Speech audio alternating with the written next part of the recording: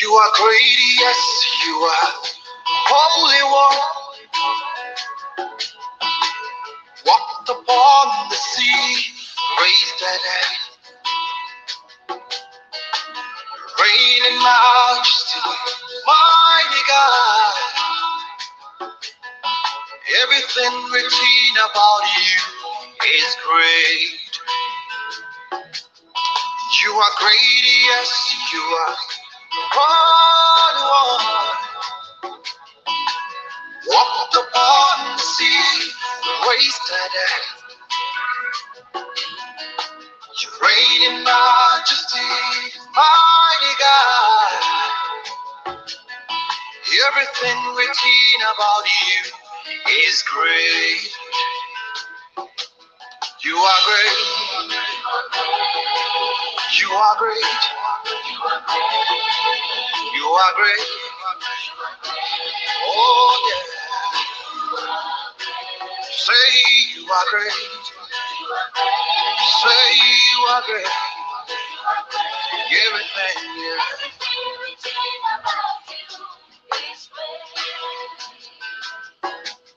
You are great.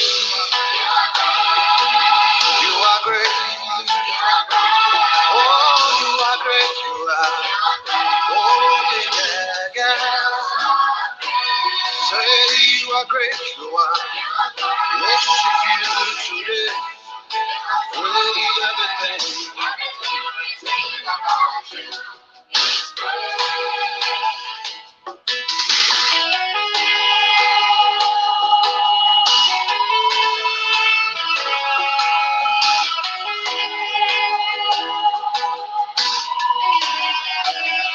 What you do today? Give me all the praise. Yeah.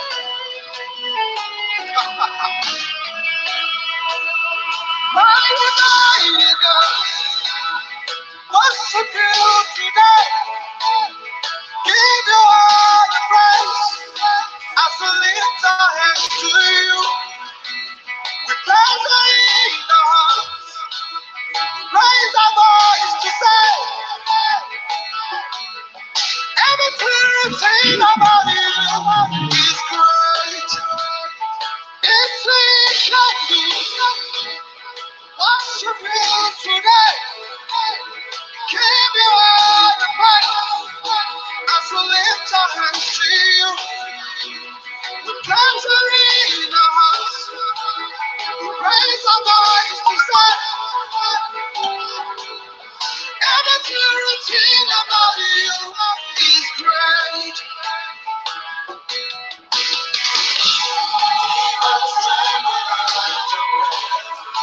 What a mighty God we serve.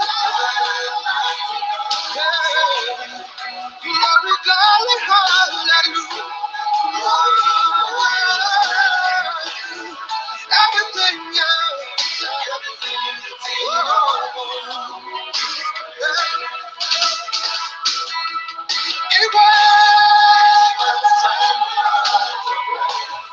What a mighty God we serve. You walked upon the sea. Oh, Jordan. Hallelujah. Everything, yeah. Thank you, Jesus. Thank you, Jesus. You are great. You are great. You are great. You are great. You are. You are great. Strong and mighty God. I say you are great. You are. Say you are great. Oh, everything, yeah. Raise the voices. Raise the voices. Yeah, yeah, yeah, yeah, yeah, yeah. Say you are great. Oh, you are great. Oh, yeah, yeah. Walk upon the sea. Make the way to us. Oh, everything, yeah.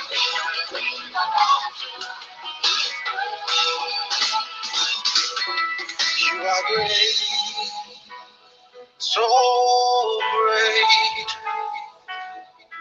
We worship you, Lord, King of kings and Lord of lords. Oh, so great you are, doing marvelous things. Everything about you. Yeah. I love you, Jesus. Thank you, Jesus. I love you. Oh, thank you, Jesus. Lord, your mercy, Lord, you are take all the glory, take all the glory.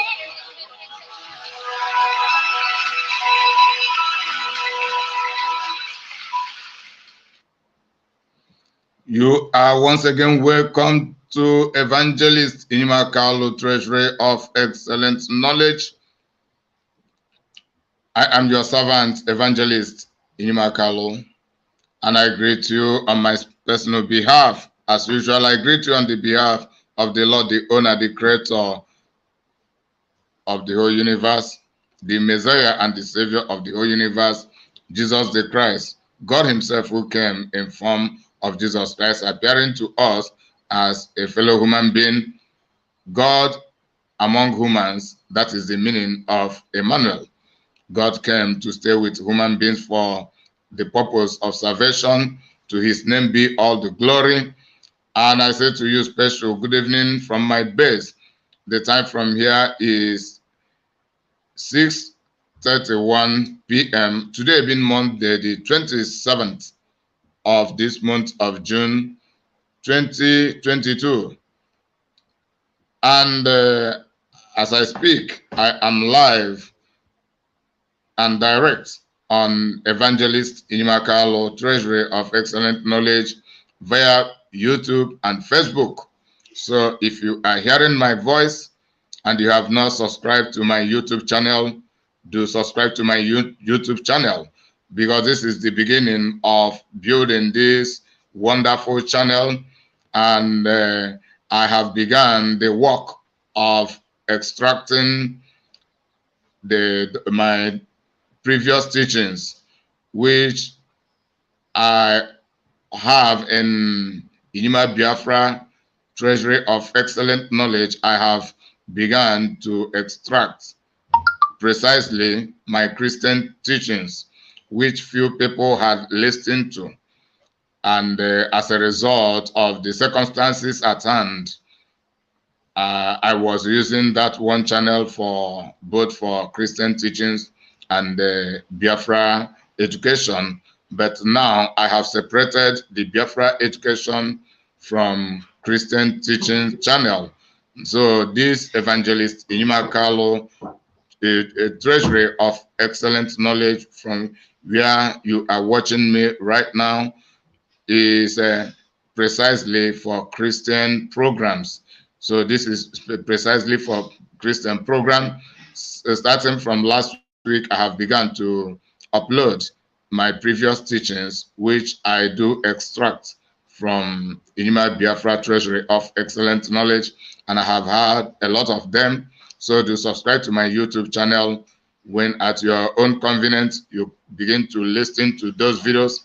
It is very, very important so that you will develop in Christian knowledge, because I am not just doing this thing for nothing. I have my ambition, and the utmost ambition is to train people who will know what I know concerning the Bible, concerning Christianity, concerning religions and the world affairs, to train people who will be like me and those who will be better than me. That is the essence, the ambition. So you do subscribe to my YouTube channel. Also subscribe to my Facebook channel, whichever you are more convenient with. The both YouTube and Facebook, they are in progress now. I mean, my YouTube and my Facebook. But this particular program now is also being streamed live via Inima Biafra, Treasury of Excellent Knowledge, and the YouTube of it. So I'm on three destinations now: Evangelist Inima, YouTube, and the Facebook. Then Inima Biafra, YouTube. These are the 3 destinations I am streaming live from now. And by the grace of God, as time goes on, I will go for more destinations on the Christian teachings. So may you be highly blessed as you have come. So this is the part 15. The topic is part 15 of Christianity versus religions and the political colonization in Africa. Then the component that makes up the emphasis of this part 15. 1. The Berlin Conference 1884. The Berlin Conference 1884. Second, dominant British and French colonization in Africa. Then 3. Feudalism in the Old Testament. 4. 13 most powerful African kings. 13 most powerful African kings. You know, in this component of this part 15 of this video, we are going to see different things from these subheadings. First of all, the Berlin Conference 1884. This is to analyze the video containing the Berlin Conference 1884. The Berlin Conference is a conference the European nations held. The colonial European nation gathered together to hold in 1884. And that is over 200 years ago. And the reason for that conference was for the European giants to discuss among themselves on how they should collectively and in collaboration colonize Africa, to talk about how they should share Africa based on the countries, which territory each of the countries should control, and what will be their interest, so that they will not begin to fight among themselves when they invade Africa for colonization. And the plan is that we the Africans will be the victims while they keep on exploiting us. But it was about to settle among themselves on how they should amicably invade Africa and take whatever they want without fighting among themselves, because they know that if they do not have an agreement when they go to Africa, rather than grabbing whatever they want accordingly, they will begin to fight over the wealth, the natural resources and the human resources with which God has immensely blessed the African continent. Then in the video, we will see how everything happened. Then I will have my own analysis concerning that video. Through the analysis, I'll begin to point out some things that our people may not easily understand, then bringing them to real understanding with proper explanation. Then at times, I will be giving illustrations as usual with secular affairs. And for some issues, I will go with Bible references. So beside the Berlin Conference, then the dominance of the British and French colonization, how they dominated Africa, and the role they play to ensure that Africa remains in perpetual slavery. Then I will play the videos. These things that they have their various videos, I will be playing their videos. Then feudalism in the Old Testament. I have made videos on feudalism. Feudalism is Feudalism. Feudalism. I spell it again. Feudalism. Feudalism. Feudalism is that is invasion system of governance, mafia system of governance, imposition system of governance. This is an absolute tyranny, and in the guise of benefiting the people through governance, while the governance is just orchestrated to exploit the people. Feudalism, a systematic government where even the leaders, the government, the warrant chief, the warrant kings, and the politicians will, all of them will be slaves to the feudal masters, locally and internationally. That is what feudalism is all about. But I have not made video about feudalism on biblical aspects, but I have had up to 7 videos regarding feudalism via Biafra agitation, and they are uploaded in Inima Biafra TV Treasury of Excellent Knowledge. Then I will play the video containing the 13 most powerful African kings. So I will be analyzing on these videos to tell us how the contribution of the Westerners to colonizing Africa and the contribution of we the Africans to sustaining that colonization.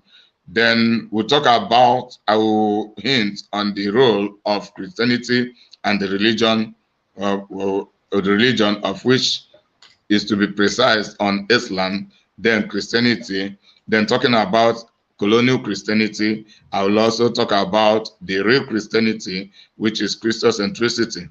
So I know this channel has not been known by people, but I have seen one person who had visited.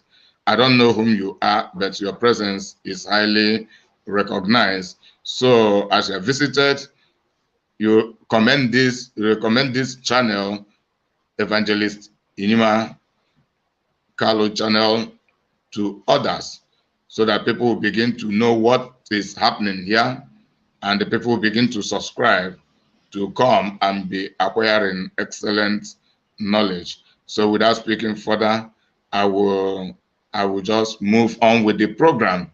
Then as I speak, I will start by playing the first video, which is about the Berlin Conference. The Berlin Conference 1884. So that's the video, and I will begin to play it and be analyzing it. It is about 18 minutes video. For 14 weeks and 5 days, between November 15, 1884 and February 26, 1885, European countries prepared and cooked their plans on how to share Africa like a piece of cake. They called it the Berlin Conference. It was at this conference in Berlin, present-day Germany, that African lands were divided on a map, while the Africans themselves were exempted from the meeting. It was not an omission of invitation or a simple oversight. Rather, it was a large-scale legalized daylight robbery. Africans were considered irrelevant and incapable of making meaningful decisions on what happened to or on their lands. Since they were uncivilized, according to these European invaders, they needed help, and the participants of the Berlin Conference were to be their saviors. Towns, lands, and rivers were all portrayed on the map that hung on the wall. With just a ruler and pencil, borders were formed, territories were claimed, and trade routes were created or removed, while historical background, cultural laws, sovereignty, and traditional institutions of a people dating back thousands of years were completely ignored. And just like a piece of cake, Africa, the second largest continent in the world, was shared at a conference table. If you really want to lose weight, there's an ancient tropical hack that people who go to bed after 8 p.m. have been using to burn it at a conference table.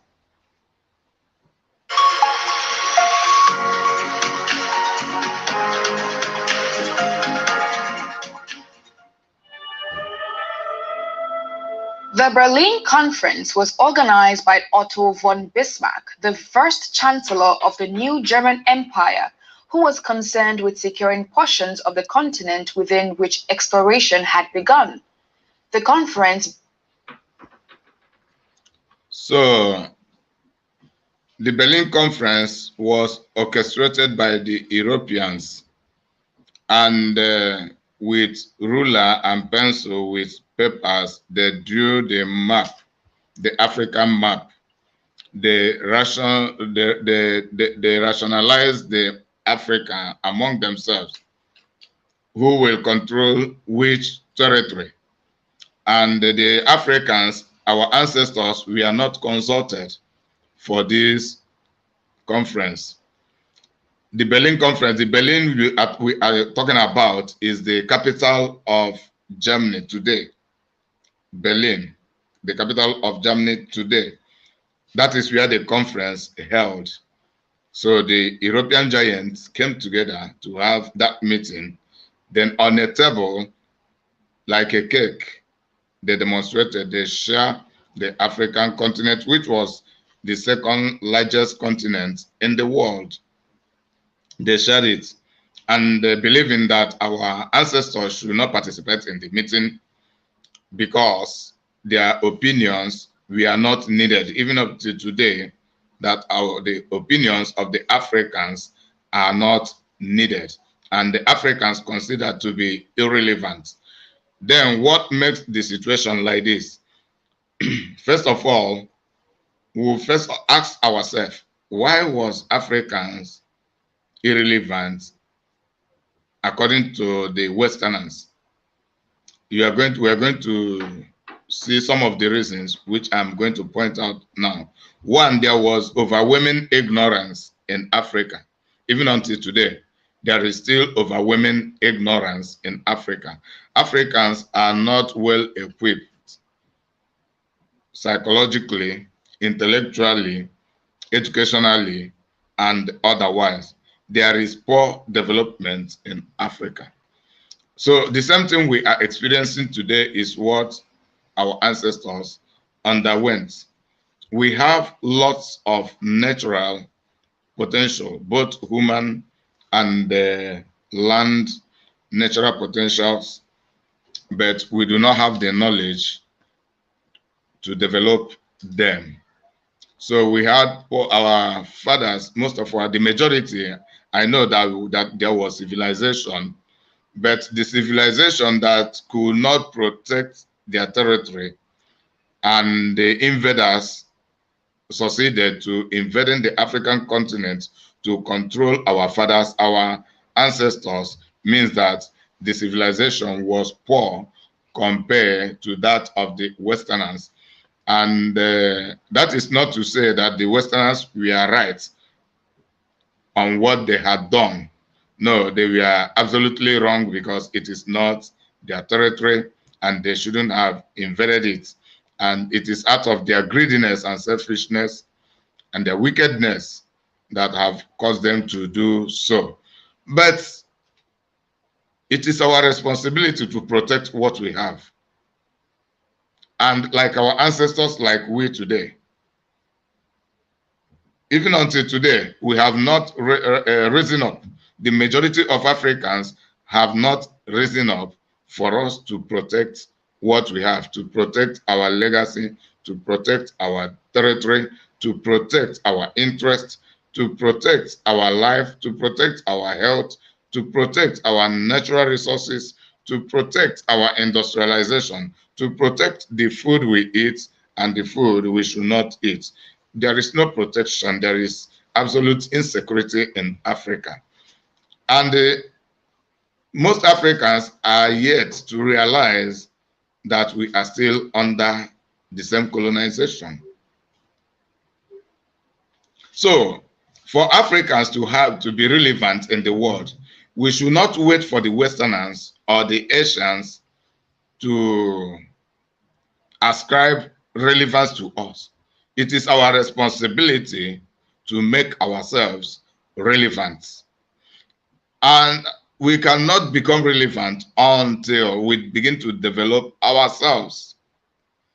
It is what we will do that will make the people to accord us that respect. And by what we do under compulsion, what we decide this is what we must do, to develop ourselves. We make the decision, we agree among ourselves. So there are other factors like disunity, selfishness that contributes from the side of the Africans for that colonization, which is still in existence and progressive today. That colonization that have been over 100 years, or even 1884 until now, 1994, 2004, in 1984, 1984, then 2004, over 120 years and still counting, almost 140 years as regarding the entirety of Africa. This is the secret, part of the secret, because of the weaknesses of the Africans and the influence, powerful influence of the Europeans. So let's keep listening. Birthed the General Act of the Berlin Conference, which had been nicknamed the Scramble for Africa. The conference consisted of top European nations who were invested in exploring the resources that abound within the continent. This was justified under the guise of civilizing or developing the countries which they considered barbarian and primitive. This paved the way for the colonization of the African states by the Western countries and eventually robbed the continent of its rich cultural heritage and linguistic diversity. By the time most of these countries would gain independence from their colonial masters during the 20th century, great damage had already been done. The structures and systems that had been laid down by the colonizing nations made inadequate provision for self-sufficiency and thus had a great dependency on their colonizers for survival. So, how did the Berlin Conference come to be, and what impact did it have on Africa as a whole?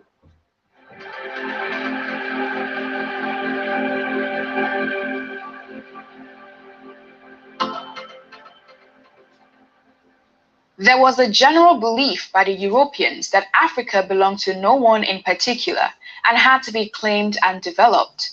When the Berlin Conference took place, no African individual or leader was present. Ironically, Africa had experienced a great deal of development before the Europeans. By the 13th century, different empires within Africa had attained global prominence, drawing the attention and curiosity of the Western world. Some stories about the level of wealth contained within the continent seemed too good to be true, but with the discovery of the Congo River Basin in 1874 by Henry Morton Stanley, there was certainty about Africa and its rich resources. One of the leaders who was very interested in these discoveries was King Leopold II of Belgium. Leopold had previously formed the International African Society, which had a mission of civilizing Africa. He teamed up with Stanley and eventually created the International Congo Society. This was similar to the former society but had more goals added to be achieved by the society. But Leopold was far from being a sincere man. He was a strategic and cunning leader who wanted to advance his personal wealth with Africa's resources. He began sending explorers who doubled as his representatives in laying claims over a wide expanse of land at the center of the continent. In the course of his civilization agenda for Africa, he secretly bought off investors in the International Congo Society. Stanley went to the area to try to establish the Congo Free State. This was while other European nations were also in the scramble for Congo. France, on discovering Leopold's hidden agenda, sent their own explorer, Pierre Savognin de Brazza, who created Brazzaville and mounted the French flag, while Portugal laid claims as well on the Congo area, which they backed by treaties signed with leaders of the ancient Congo Kingdom. It doesn't matter who you are. Having rational, biological understanding of the human condition will completely transform your life into the most wonderful existence imaginable.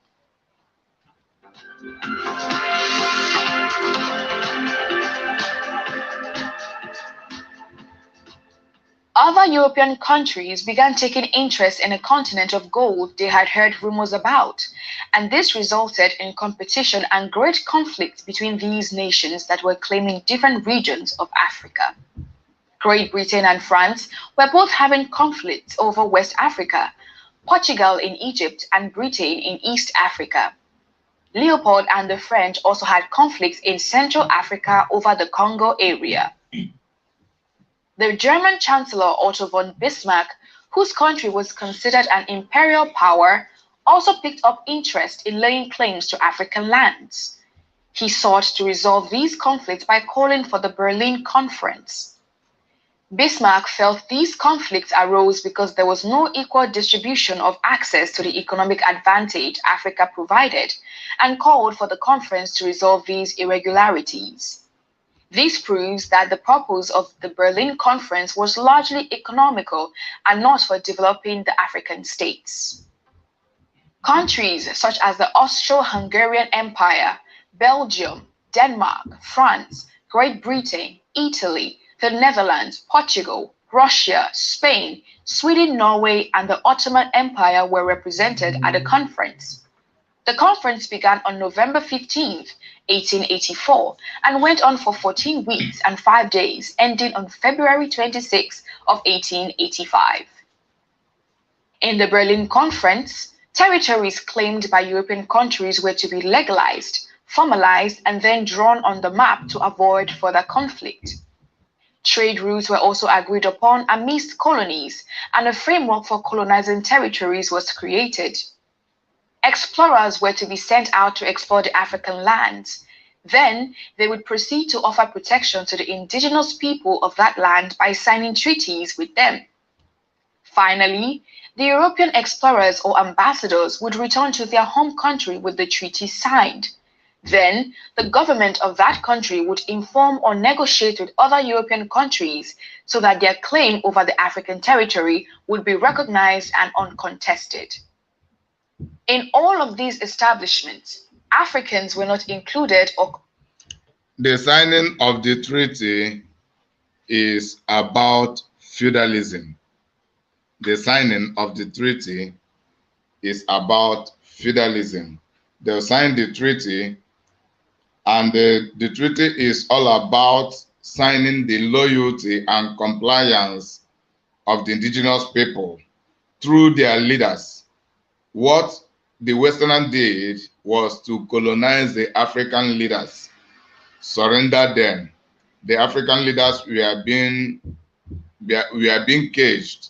They were ruling, but ruling under surrender to the Westerners, and that is what had continued until today.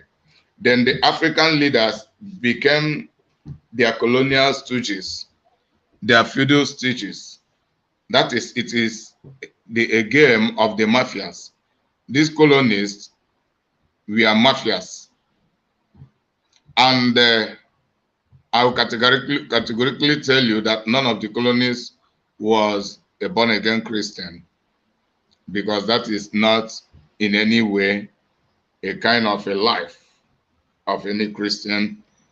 So I will come to that. It is all about feudalism. So when we are telling people about feudalism and about the influence, the colonial influence, the colonial power on top of Africa, many people are yet to believe us. That is the reason I do what I do, to be bringing more evidences to keep substantiating what I have been teaching, what I have been saying, and to continue to refute the controversy of the people against this factual teaching. So the African leaders have no power of their own. The African leaders, what they do is they manage the exploitation for the Europeans. Now it has extended beyond the Europeans to the Asians, also to the Americans. They manage the exploitation, which is colonialism, in favor of the Britons against the indigenous people.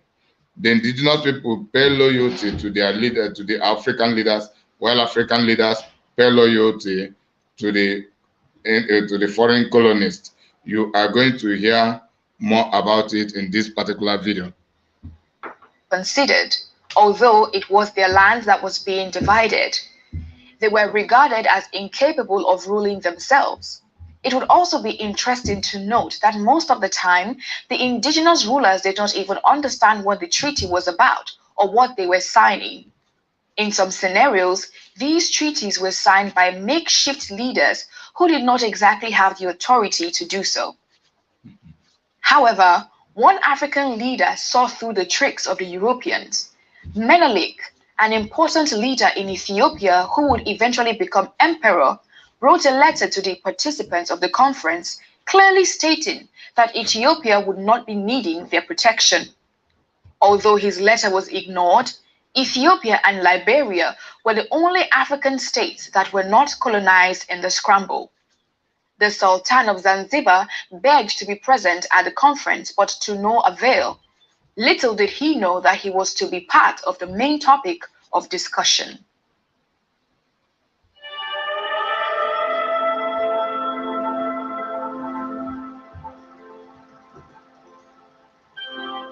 The General Act was the outcome of the Berlin Conference, and it made provisions for different trade routes and the framework for colonization.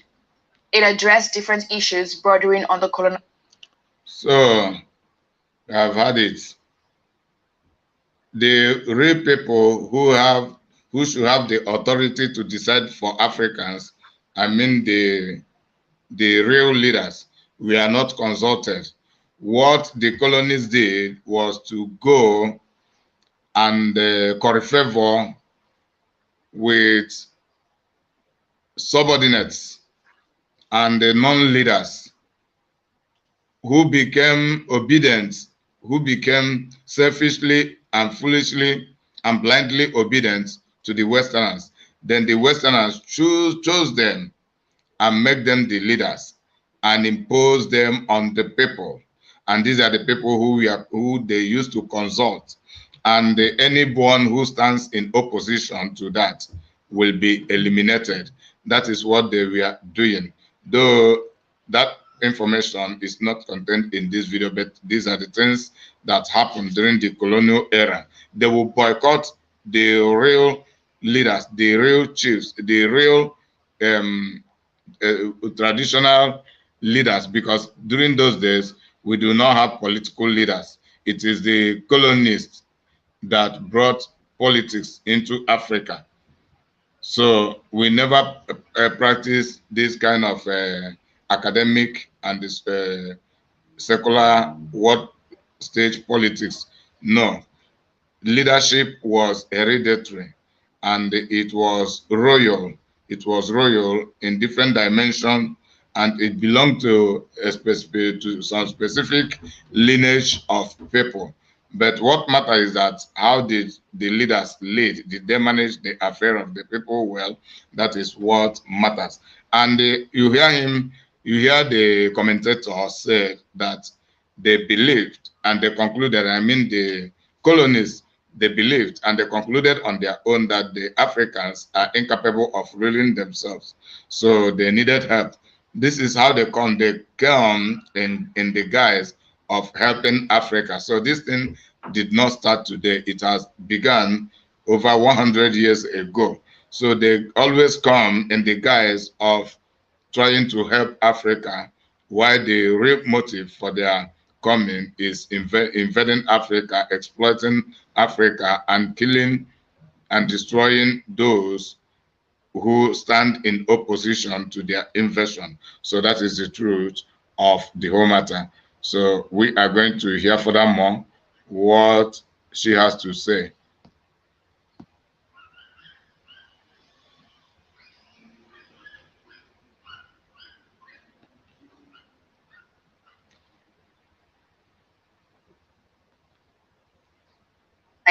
Of the African states. It confirmed the Congo Free State as the private property of King Leopold II, and also confirmed the free trade proposal by making the Niger and Congo rivers free for ship traffic. The General Act also included the signing of the International Prohibition of the Slave Trade. More importantly, it established the principle of effectivity, which stated that powers could only possess colonies if they actually possessed them. This also meant that any country which wanted possession of any territory in Africa would notify other signatory powers for formalization and recognition. The Berlin Conference was a glaring disregard for Africans. The Europeans saw their views, opinions, and ownership over their lands as irrelevant. 14 countries were duly represented at the conference, and at its conclusion, 8 out of the 14 countries started possessing different parts of the African regions. The 6 other participants, such as Austria-Hungary, Russia, Denmark, the Netherlands, Sweden, Norway, and the United States, did not take any formal possession of any part of Africa. However, by the end of the 19th century, all African states except Ethiopia and Liberia had been colonized by the Europeans.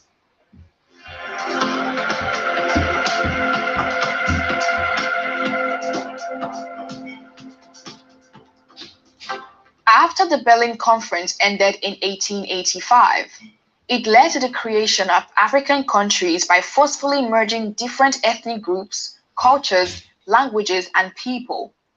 This, of course, overrode the existing groupings, boundaries, and regions within the continent.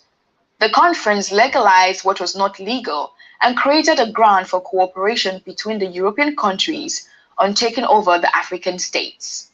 The European countries claimed to offer protection to the countries they overtook.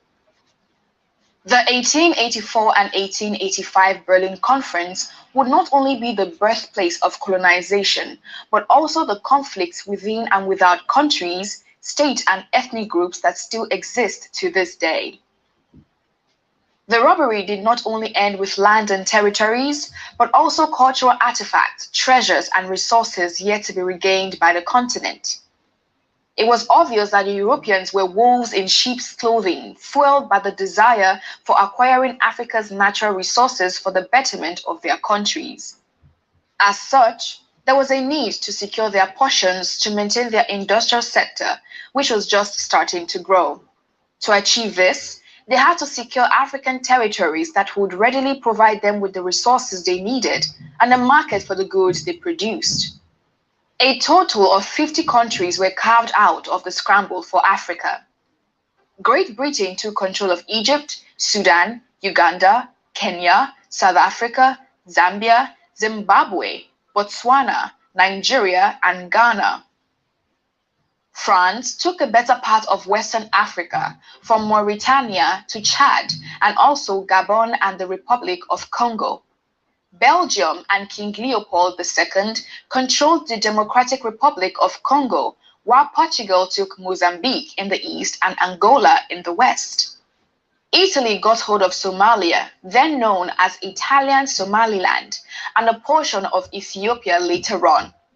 Germany took Cameroon, Namibia, and Tanzania, while Spain got the smallest territory, which was Equatorial Guinea, the only Spanish-speaking country in Africa.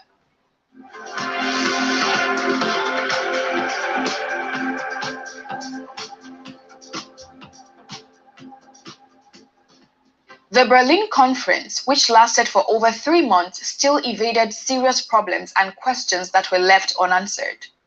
Many of the representatives had not stepped foot on African soil and somehow assumed they could understand and manage the complexities of the African states. The sovereignty of the African states was not recognized, yet treaties were needed to be signed to legalize the relationship between both parties. This in itself was contradictory to the claims of the European states. Although the General Act seemed to prohibit the slave trade, it is on record that over 10 million Africans in the Congo area died under Leopold's leadership due to starvation, diseases, and war. The act was used to gain approval and legitimacy in the public eye by the European countries, but did not in any way alleviate the sufferings and conditions of the locals under their colonial masters. The locals were brutalized and used to further his selfish interest. The concept of free trade was unrealistic, as many of the colonizing countries would not readily allow free trade within countries they had invested heavily in colonizing. For instance, the Congo was operated as a monopoly under Leopold's rule. The conference, which tried to curb the scramble for Africa, further enhanced it. It was presented as a means of creating a platform for peaceful claiming of African states by European states, but it also had its hidden agenda. Germany and Britain were interested in Africa to promote their ambitions and retain their position as the #1 global power over the others, and not for peaceful colonization as assumed.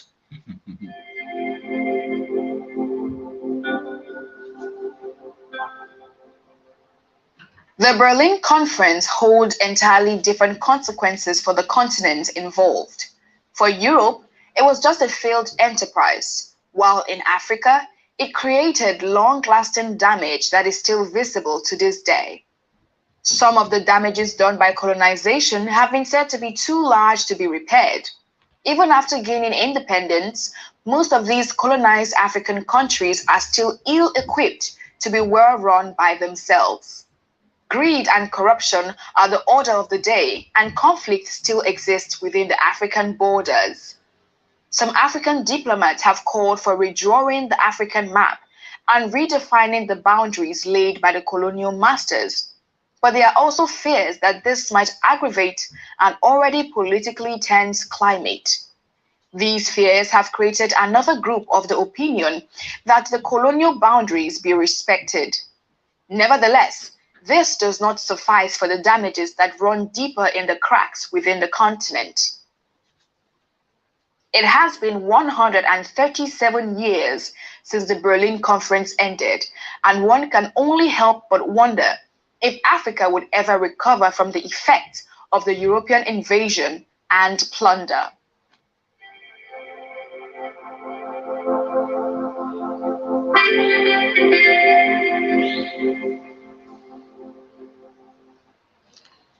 So those people who were being shown lastly were not Christian missionaries.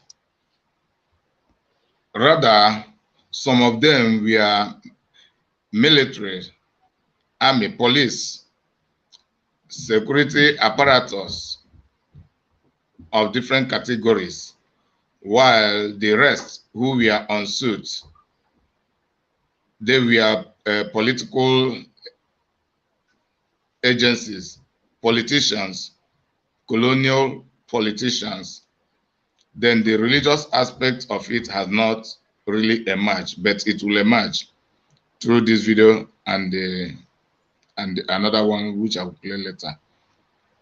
So they came politically, they came with their military, they came with their police, they came with threat, but under the guise of trying to help Africa, but it was all about their selfish interests. And as we have heard, war of superiority was going on in their mind. Who will be the top colonizers over the rest? And that was the intention of the Germany and the Britain. So the only share Africa has was to surrender to the colonists, and the same surrender had continued since ever then until today. And it is now we are talking about liberating ourselves. And how serious, how committed are we with the movement for self-liberation, liberating ourselves from this colonial power, from the colonial influence? How serious are we? But if we do not actually understand the root causes of this colonization and the system it works, we can never fight the system back to releasing ourselves. So these are the importance of making these videos. Some people will listen, some people will watch and observe and have a rethink and begin to engage into actions. So there are many other things to talk about when they are the time for each of them reaches. We always have more stories like this to talk about. So do not hesitate to like and share this video with your friends. You can subscribe to our channel and turn on the notification bell to receive the latest videos as they drop. Also, if you would like to know more about the difference between French and British colonialism in Africa, do check out our next video. Hey, ¿qué tal? Soy Sergio Canovas y tengo un mensaje que darte. Quiero decirte dónde va a ser el evento Tu riqueza eres. That's the next video.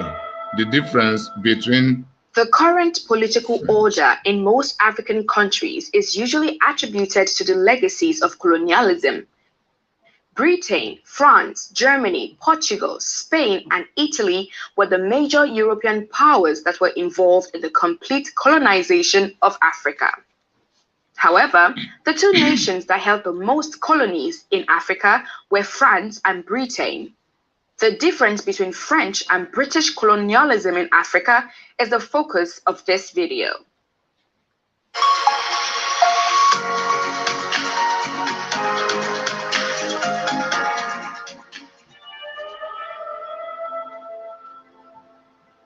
Before colonization, Africa had wider flexibility of movement as national borders were almost non-existent.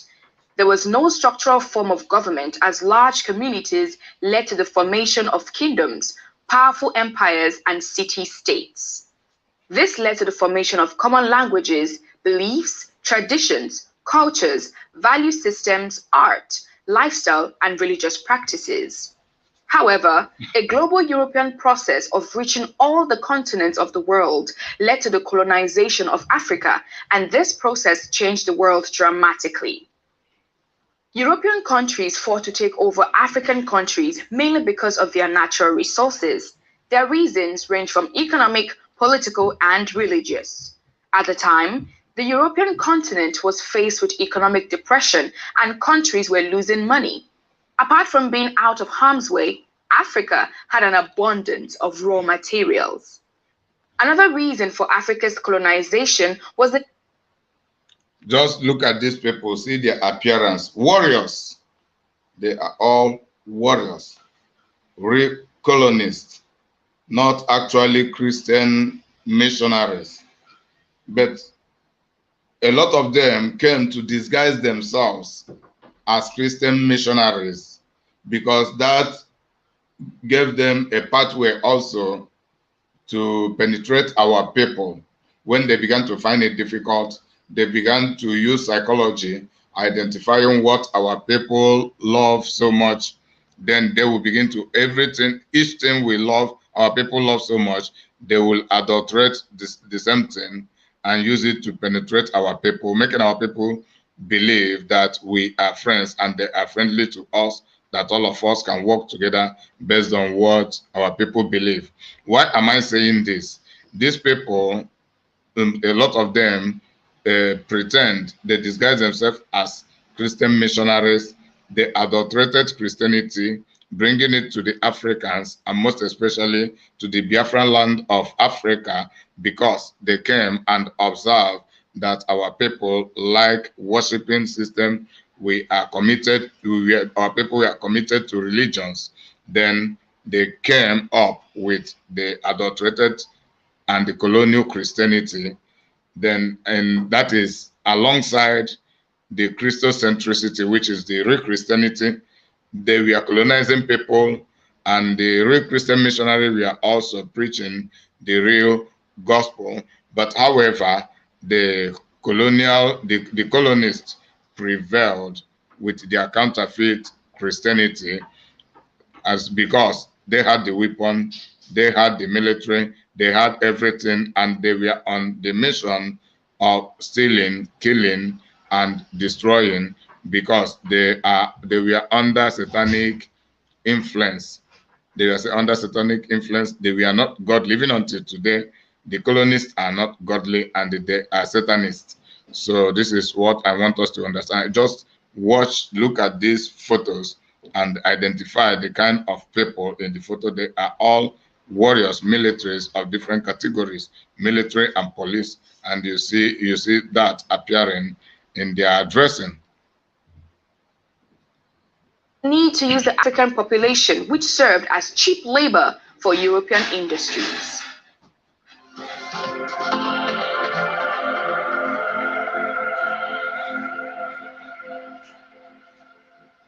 The scramble for Africa, which was the phrase used to describe how European countries sought to take over countries in Africa, began during the new imperialism between 1881 and 1914. In 1884, at the request of Portugal, German Chancellor Otto von Bismarck, at the Conference of Berlin, and British New Imperialism called for an end to the confusion over the control of Africa. They met to discuss the division of Africa without Africa being present. They shared Africa like a piece of cake. The countries represented at the conference included Germany, Belgium, Italy, Great Britain, Russia, Spain, Austria-Hungary, the Netherlands, Denmark, France, Portugal, Sweden, Norway, Turkey, and the United States of America. Great Britain, France, Portugal, and Germany were the major players out of the 14 countries at the conference. They were controlling most of Africa at the time. The conference lasted for 3 months, and it saw the European countries bargaining over geometric boundaries, and this led to the division of the continent of Africa into 50 irregular countries.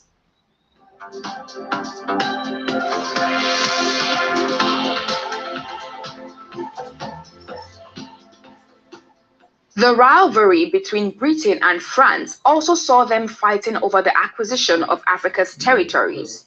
By 1900, the majority of Africa had been colonized by 7 European powers: Britain, France, Germany, Belgium, Spain, Portugal, and Italy. These powers established colonial state systems which were authoritarian and bureaucratic, and were the machinery of administrative domination to facilitate effective control and exploitation of the colonized societies. However, these European countries were successful in colonizing Africa rapidly, mainly because of the rivalries between African leaders. Kings and chiefs were competing with themselves over who was the wealthiest and most powerful, and the Europeans took advantage of this by luring some leaders to their sides to join forces with them to fight their rivals. Also, the sophisticated weapons which the Europeans possessed and the Africans lacked made the continent vulnerable to their domination. They took control of colonies using force and violence. Some natural disasters equally played a large part. I want to talk about the two-direction forces against Africa. Africans were fighting among themselves. Then the European colonists took advantage of that. They took advantage of that. They invested their divide and rule and the divide and conquer. They took side with some of the African kings to fight the rest of the kings. Then after fighting and defeating the other king, they themselves will turn with their own more powerful weapons to conquer those kings who fought alongside with them. Then all of the powerful kings will be defeated. Then the Europeans will begin to establish the African kings based on stooges, whosoever that pay allegiance to the Europeans will be imposed on the indigenous people as their king. That was the beginning of the warrant chief, the warrant king, the warrant aces, and the rest of the warrant leaders. And even until today, our politicians are now warrant politicians. We have nothing on our own. Our politicians do not decide. It is not the African politicians that decide what happened in Africa. Rather, it is the Europeans and the Americans, the Westerners, that decide what happens in Africa. And the politicians, the traditional rulers, even now, the majority of the religious leaders are loyal to them. They are loyal to them, as we are going to see. But before I will continue with this video, I have paused this video.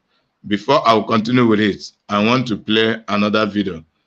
And the video I want to play, the other video I want to play is a video of it's a top 13 most powerful kings in African history. That is to show us the evidence of what Africa the commentator has an amazingly rich and complex. The evidence of what the commentator has said. Actually, the Africans, we are fighting among themselves.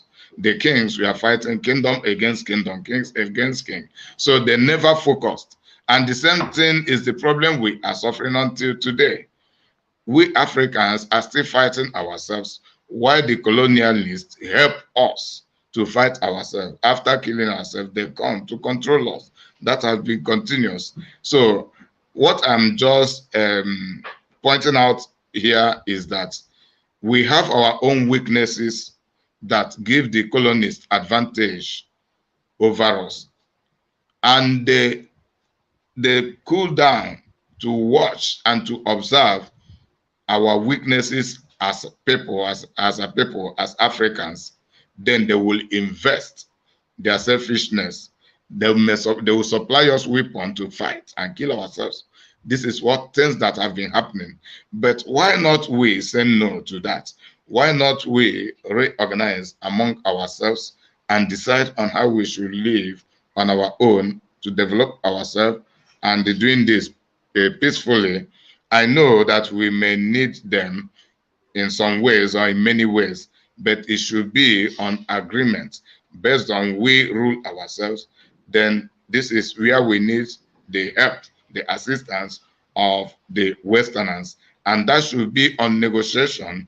We supply them with our natural resources while they give us their technology, they give us the education, the proper education. The price will be beaten.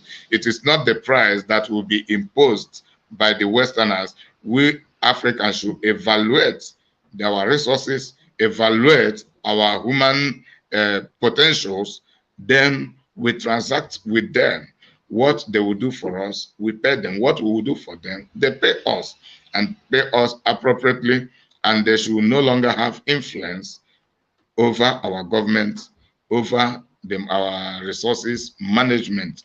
It should be the indigenous Africans managing our resources. That is the proper way it should be. But I want to play the video so that you will see for yourself evidentially that the Africans, we are busy fighting among themselves, while the Europeans, we are watching and observing and taking sides. They became the referees to Africans and began to blow partiality, blowing in favor of wherever they believe they will get more favor until they conquered the whole Africa. So this is the video. I will play the video, then you listen to it. The 13 most powerful kings in African history. And there have been hundreds of important kings, queens, sultans, chiefs, and emperors throughout the millennia. Unfortunately, not all of them are as well known to us as they should be. From great warrior kings to important political reformers, there are so many great stories and things to learn from them.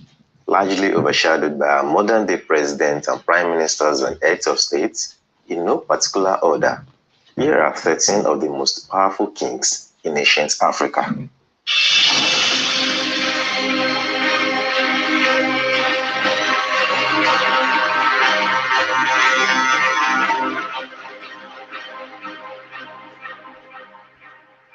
Sunni Ali, also known as Sunni Ali Ber, was the first king of the Songhai Empire and the 15th ruler of the Sunni dynasty. Under Sunni Ali's infantry and cavalry, many cities were captured and then fortified, such as Timbuktu in 1468 and Jenne in 1475. He conducted a repressive policy against the scholars of Timbuktu, especially those of the Sankore region who were associated with the Tuareg whom Ali expelled to gain control of the town. During his reign, Songhai surpassed the height of the Mali Empire, engulfing areas under the Mali Empire and the Ghana Empire before it. Sunni Ali ruled over both urban Muslims and rural non-Muslims at a time when the traditional coexistence of different beliefs was being challenged. His adherence to African animism, while also professing Islam, leads some writers to describe him as an outwardly or nominally Muslim. There are two versions of Ali's death. According to the Tariq al-Sudan, Ali drowned while crossing the Niger River in late 1492. However, other sources say he was killed by his sister's son, Askia Mohammed Toure. Ali was succeeded by his son, Sunni Baru, who was challenged by Askia because Baru was not seen as a faithful Muslim, and Askia successfully succeeded to the throne. Askia Mohammed I, who was born Muhammad Toure in Futa Toro, was an emperor, military commander, and political reformer of the Songhai Empire in the late 15th century. Askia the Great was from the Soninke ethnic group. At its peak under his reign, the Songhai Empire encompassed the Hausa states as far as Kano in present-day northern Nigeria and much of the territory that had belonged to the Songhai Empire in the west. His policies resulted in a rapid expansion of trade with Europe and Asia, the creation of many schools, and the establishment of Islam as an integral part of the empire. Askia subsequently orchestrated a program of expansion and consolidation, which extended the empire from Tagaza in the north to the borders of Yatenga in the south, and from Air in the northeast to Futa Jalon in Guinea. Instead of organizing the empire along Islamic lines, he tempered and improved on the traditional model by instituting a system of bureaucratic government unparalleled in Western Africa. In addition, Askia established standardized trade measures and regulations, initiated the policing of trade routes, and also established an organized tax system. He was overthrown by his son Askia Musa in 1528. He died 10 years after in 1538 and was buried in Gao, present-day Mali, under a pyramid of earth scaled by wooden spikes. His tomb is still standing and has become one of the most respected mosques in all of West Africa. Shaka Kasenzaga Kuna was born into the small South African clan of the Zulus in 1787. His father was the chief of the Zulus, and his mother, Nandi, was the daughter of the chief of a nearby clan. When Shaka was still a young boy, his father drove him and his mother out of the village and soon became part of a clan of a powerful chief named Diginzwayo, where Shaka trained as a warrior. When Diginzwayo died, Shaka took control of the surrounding tribes and became the most powerful leader in the area. He continued to train and build his army, conquering many of the surrounding chiefdoms. At one point, Shaka had a well-trained army of around 40,000 soldiers. He was a strong but brutal leader. Anyone who disobeyed an order was immediately killed. He sometimes massacred a whole village in order to send a message. When Nandi, Shaka's mother, died, he was heartbroken. He forced the entire kingdom to mourn her. He issued an order that no new crops were to be planted for a year. He also demanded that no milk be used for a year and that all pregnant women would be killed. He had around 7,000 people executed for not mourning enough for his mother. The people had had enough of Shaka's cruelty and were ready to revolt. In 1828, Shaka was assassinated and buried in an unmarked grave. Undoubtedly the greatest monarch of the Central African state of the Kanem-Borno dynasty, Idris. So, do you just design anything from what he has said and the mentality of the then young king whose mother died, who was brutal, who was just eliminating people at the disobedient to any order he gave? Whether the order was beneficial or not, it doesn't matter. That is tyranny. And at the death of his mother, he decided to vent economic sabotage in his kingdom by saying no milk will be used. Those who have the milk matter, the milk business, they should not run their business. They should suffer economic sabotage for 1 year. Then the pregnant women will be killed. All of the pregnant pregnant women in his kingdom will be killed. Tens of thousands of people were killed. And we hear that he can eliminate an entire community only to pass a message. That is the way Africans will live, very tyrannical. And this is what we are seeing, still repeating in different dimensions. Modification of the cruelty, self-hate, and the self-destruction going on in Africa. This is the mentality of the Africans which had continued, and the Westerners still take advantage of it. They want us to be fighting while they come to take advantage of it in the guise of trying to settle our problems. They will worsen the matter, and Africans keep fighting themselves while the Westerners are busy exploiting our natural resources. And the fight of Africa is against Africa and for economic sabotage of the Africans, for selfish reason and the domination over fellow Africans. That is how far the Africans can see, how far visionaries, African leaders are. Except even the few who will have a conflicting ideology in the positive ways are still slaves to the colonial masters. So how can we actually be free when all these things are still going on among ourselves? We are complaining about the colonial masters. What about the ones we are doing among ourselves? The ones we do among ourselves, they are even worse than the ones the colonial masters do for us. Because when the colonial masters have nobody to use anymore in Africa, then we render them powerless. Their strongholds are we the Africans. Like here in Europe, where I reside, even no African will dare try to manipulate the Europeans again to their own detriment and in the favor of we the African. No, I don't think it will happen until this world ends. But why shouldn't we make the difference of we not permitting ourselves to foreign invaders to keep on manipulating us? That is the foundation of the African colonization. Our personal weaknesses, of which the colonies take advantage of to keep exploiting us. So this is the point I want to hit regarding what I've already played in the video. Then I will continue the video right away.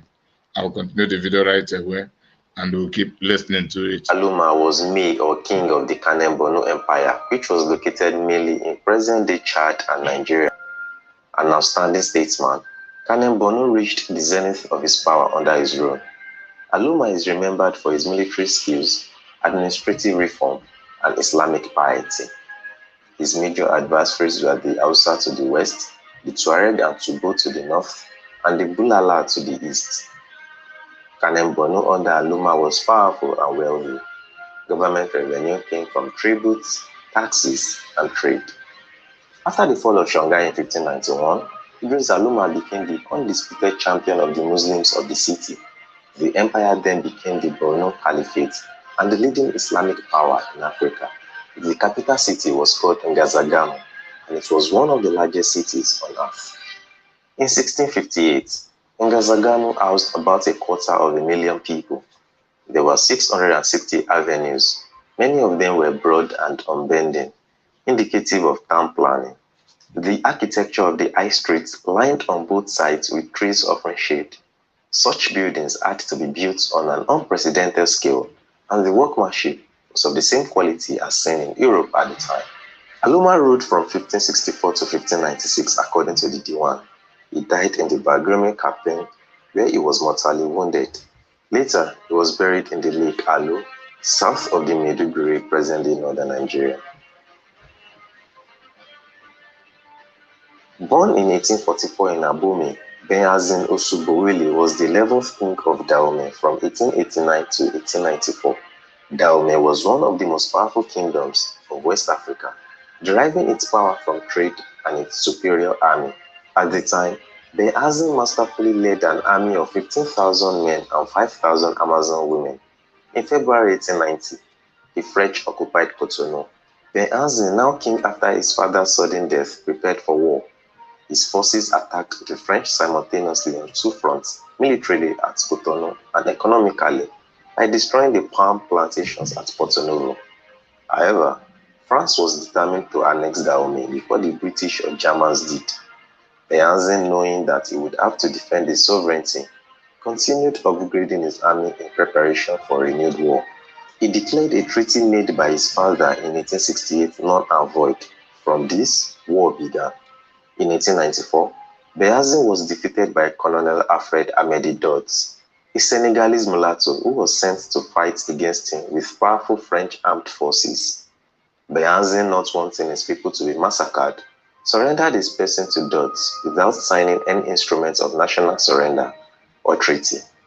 Dahomey was then placed under France's protection and it became a French colony. In 1906, Béhanzin died while on exile in Algeria.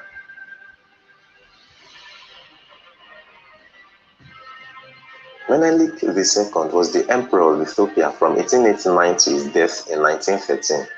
At the height of his internal power and external prestige, the process of territorial expansion and creation of the modern empire state was completed by 1898. Menelik is also remembered for leading Ethiopian troops against the Kingdom of Italy in the First Italo-Ethiopian War, where Menelik scored a decisive victory at the Battle of Adwa.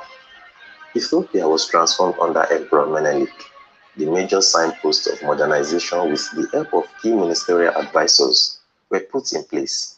Externally, Menelik's victory over the Italian invaders earned him a great fame. Following the Battle of Adwa, recognition of Ethiopia's independence by external powers was expressed in terms of diplomatic representation at his courts and delineation of Ethiopia's boundaries with the adjacent colonies. Menelik expanded his kingdom to the south and east into Kaffa, Sidama, Wuleta, and other kingdoms. Later in his reign, Menelik established the first cabinet of ministers to help in the administration of the empire, appointing trusted and widely respected nobles and retainers to the first ministries. These ministers would remain in place long after his death, serving in their post through the brief reign of Liege Iyasu and into the reign of Empress Soditu. In the 17th year of his reign, that is 1324, Mansa Musa I of Mali set out on his famous pilgrimage to Mecca. It was this pilgrimage that awakened the world to the stupendous wealth of Mali.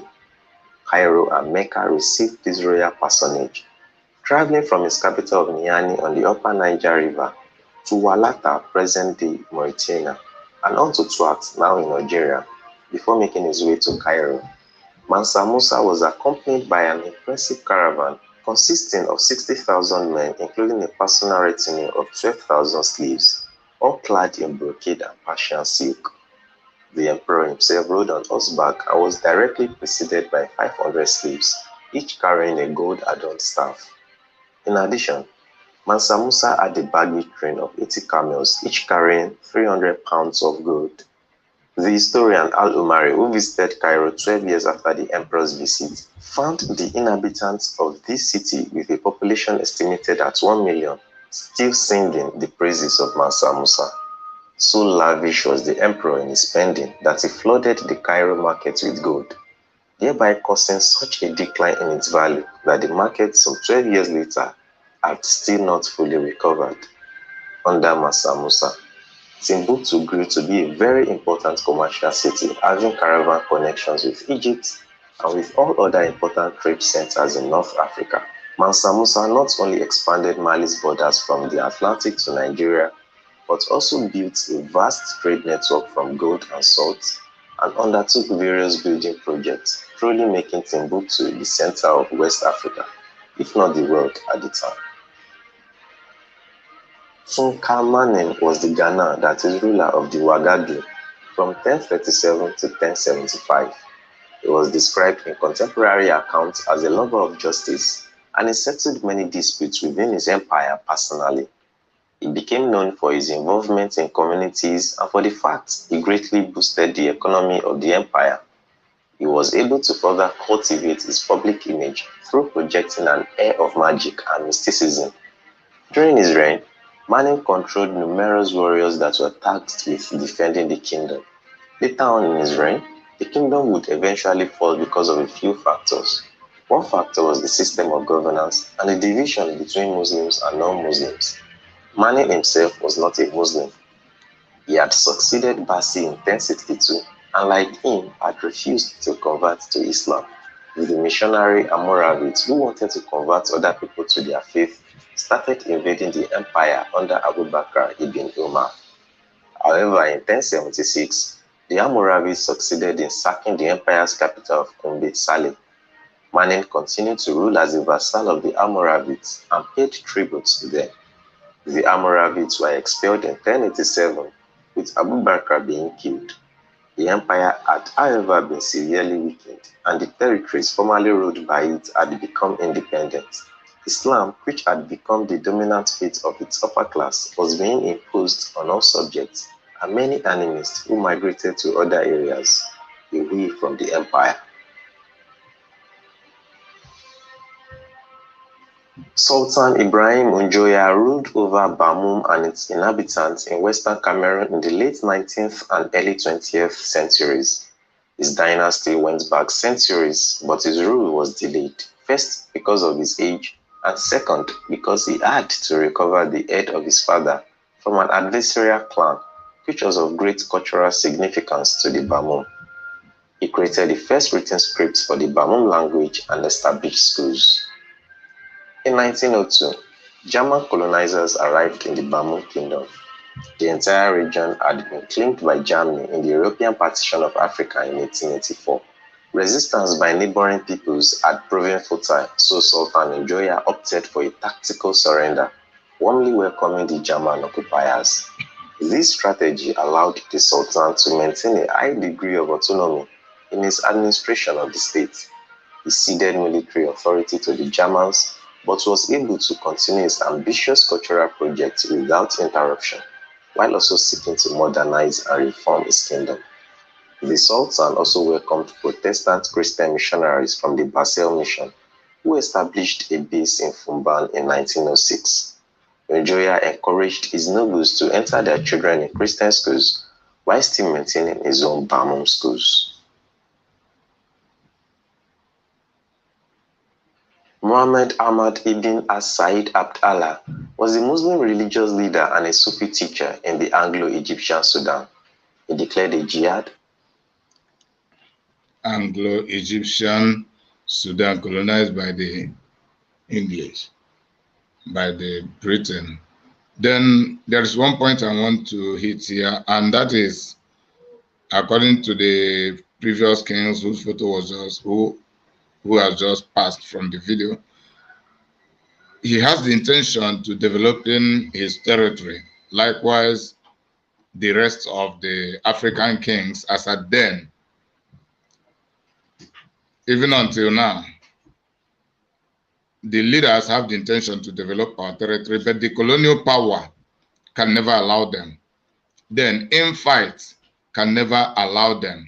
So the colonists are there to consistently hold us ransom by distracting us. And we Africans, we subscribe into that idea and system by allowing ourselves to always be fighting among ourselves, to be interrupting each other. And this is how they continue to invade us stage by stage. We are going to hear more about the Christian missionaries, the establishment of some Christian schools, and this Christian school, they have two kinds: the real Christian school for proper Christian education, whereby the colonists also disguise themselves like Christian and they form their own colonial Christian education. So it is all about adulterating whatever our people have picked so much interest upon and use it against our people. So their own Christianity became a colonial Christianity, while the real Christianity was still in existence. And as we have had this commentator, while the Cameroonians, as at then, we are being educated in the Christian education, they have their own traditionally academic education.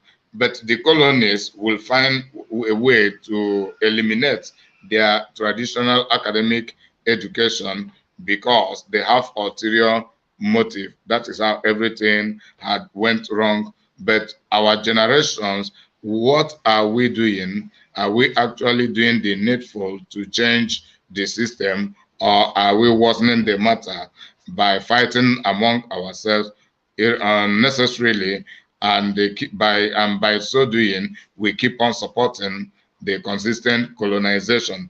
Then the worst part of it is that barely all of the African leaders were selfish. Until today, barely all of the African leaders are selfish. That is the reason we cannot end the infight among ourselves, because as far as those people ruling or leading us are selfish, they will keep promoting and projecting and protecting their selfish interests. So the infight is founded on selfish interest. So until we Africans begin to have leaders without selfish interests, that will be the beginning of African progress. But as long as we are still being ruled by selfish people, there will be no progress, because the selfish people do not protect the interests of the populace. Rather, they always protect their personal interests, and as a result, the neglected, the oppressed, when they begin to fight back, and some other rival leaders will begin to stand in opposition to such selfish leaders. Selfishness and the greediness had been the two fundamental factors for the fight between African leaders, and it leads to betrayal. It leads to betrayal because when some people are desperate to protecting their selfish interests, they begin to conspire with the oppressors, I mean the colonists, against their fellow Africans, which the Europeans can never do in favor of any African at all. And raised an army after declaring himself the Mahdi, a messianic figure in Islamic thought, in 1881, and led a successful war of liberation from the Ottoman Egyptian military occupation. He also achieved a remarkable victory over the British, who were the de facto rulers of Egypt. Briefly, he led an independent Islamic state but soon died of typhus after the 1885 liberation of Khartoum, where he defeated the British general Charles George Gordon, who was killed in the battle. This made the British reprisal inevitable, and the state Ahmad founded fell to the British in 1899. Ahmad was an inspirational figure for many Muslims who also wanted to assert their right to self-determination against imperial and colonial powers. The experiment at Islamic governance was both short-lived and a failure. Ahmad tried to discourage feelings of tribal superiority to replace tribalism with a common Muslim identity that crossed tribal barriers. Ahmad's legacy lives on in Sudan's political and religious history, and his tomb can still be visited. Former Prime Minister Sadiq Al-Mahdi and Sudanese British actor Alexander Sadiq are both his descendants. Iwuare I was the king of the Benin Kingdom for the latter half of the 15th century. His rise to power was a violent and bloody one, and the result of a vicious coup against his own brother, which destroyed much of the capital of Benin. Despite the violent start to his reign, Iwuare earned his title of the Great by rebuilding much of Benin City, reforming political structures, becoming a patron of the arts, and expanding the territory of the kingdom. He increased and expanded trade with other nations, which helped him to foster the arts, and it is due to him that ivory and wood carving became more popular. Iwuare was an indisputably real historical figure, but he was such a powerful man that many believed he held magical powers, which is attested to in much of the artwork of the era.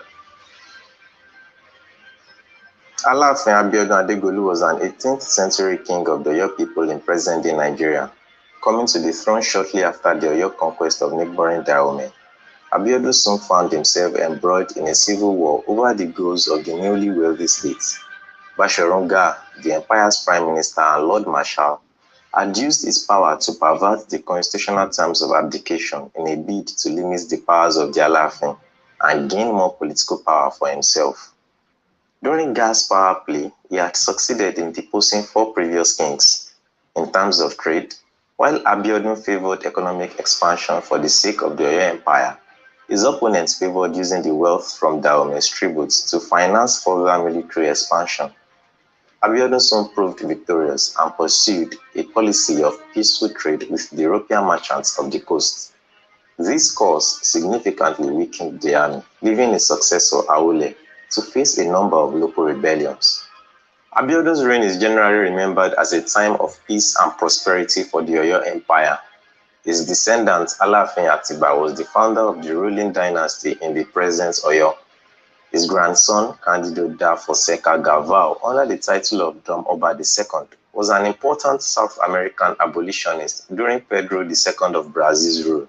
His other descendants include the 19th century Ibadan warrior Oluyole, the historian Reverend Samuel Johnson, the first African bishop of the Anglican Church, Samuel Ajayi Crowther, as well as Abat Olayinka Macaulay, the founder of Nigeria's first political party.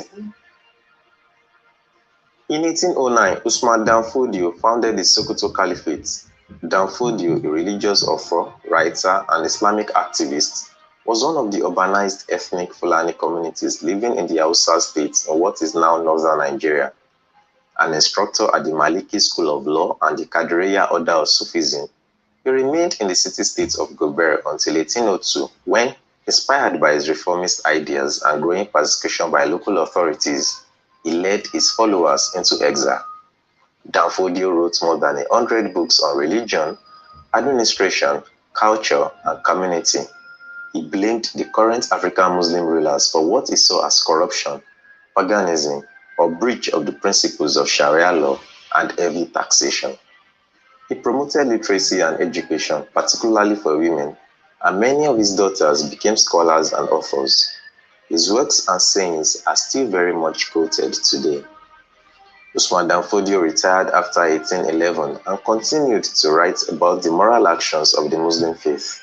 Upon his death in 1817, Muhammad Bello, his son, succeeded him as Sultan and became the ruler of the Sokoto Caliphate, which at the time was the largest state south of the Sahara.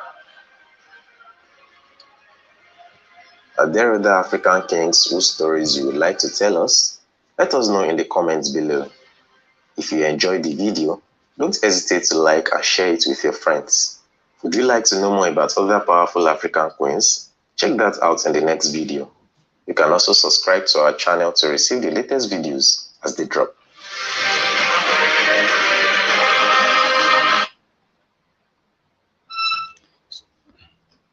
So we had him made mention of Herbert Macaulay, Bishop Ajayi Crowther, and the third person who formed the first Nigerian political party. It is the party they had formed since ever then, and we will see the participation of a priest Ajayi Crowther, Ajayi Crowther, a Christian missionary, indigenous Christian missionary, then involving in the formation of the first Nigerian political party. Since ever then, Nigeria had been going backward until today. That is to tell you that the colonists, they invaded us in all round. Even the Ajayi Crowther, who had a good conscience, was still loyal to the colonial system. As far as anything called politics goes, it still continues in Nigeria. That is the way everything will continue. It is never meant to benefit the indigenous people. It is always for the advantage of the colonists. So until we have what should be called referendum where the people will decide on themselves, on how they will rule themselves and where to belong, and there should be no foreign influence in such referendum, because if there is any foreign influence, the foreign influence will always come with the colonial influence. Even after having the referendum, they still have the people being loyal to them. So this is about tracing the foundation, the foundational causes of the colonization going on in Africa, from the religious aspect, from the political aspect. We see the approach of the Uthman Danfodio mission, the approach and the beginning of the settling of the Fulanis and other related Arab people in Africa and advancing to Nigeria. Until today, they are coming in their millions. So I want to continue with the French, the difference between French and British colonialism in Africa. That is the video I was playing before this. Then after that, I will read a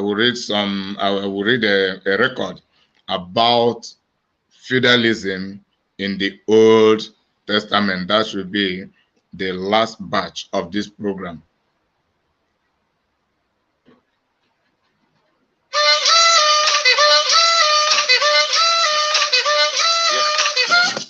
To their sides to join forces with them to fight their rivals. Also, the sophisticated weapons which the Europeans possessed and the Africans lacked made the continent vulnerable to their domination. They took control of colonies using force and violence.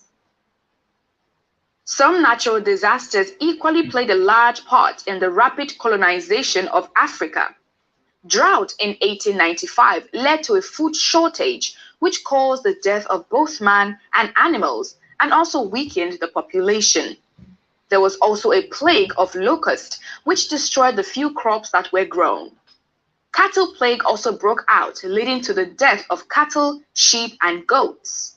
All these incidents worked against the African continent and made them prey for the Europeans. The British and French colonized more than 95% of the African continent. While Britain colonized 22 African states, France colonized 20. France retained control of the northern, western, and parts of the Central Africa, while Britain had control of Eastern and Southern Africa. The entry of the Europeans into Africa led to the spread of their culture, religion, and most especially language. Today, most African countries use either French or English as their major or second language.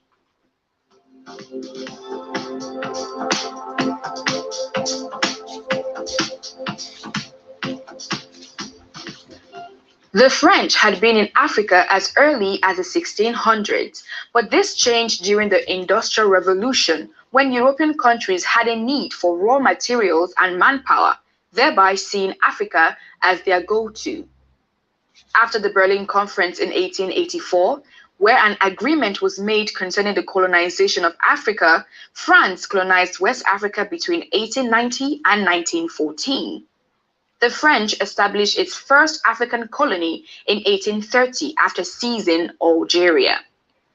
Some other African countries colonized by France include Senegal, Gambia, Chad, Mali, Benin Republic, Sudan, Gabon, Tunisia, Niger, Republic of Congo, Cameroon, and Côte d'Ivoire. France colonized more countries in West Africa compared to other parts of Africa. All its colonies were constituted into a loose federation with its headquarters in Dakar, the present-day capital of Senegal. The system of administration adopted was known as the policy of assimilation, whose aim was to assimilate and transform all Africans in their colonies into Frenchmen and women. In other words, it was the imposition of the French culture, language, religion, law, traditions, lifestyle, and art on the West African culture. Due to the failure of the policy of assimilation, mainly because of widespread criticism, France abolished the policy and introduced the policy of association. The policy of association respected the African people's culture and their political institutions were recognized.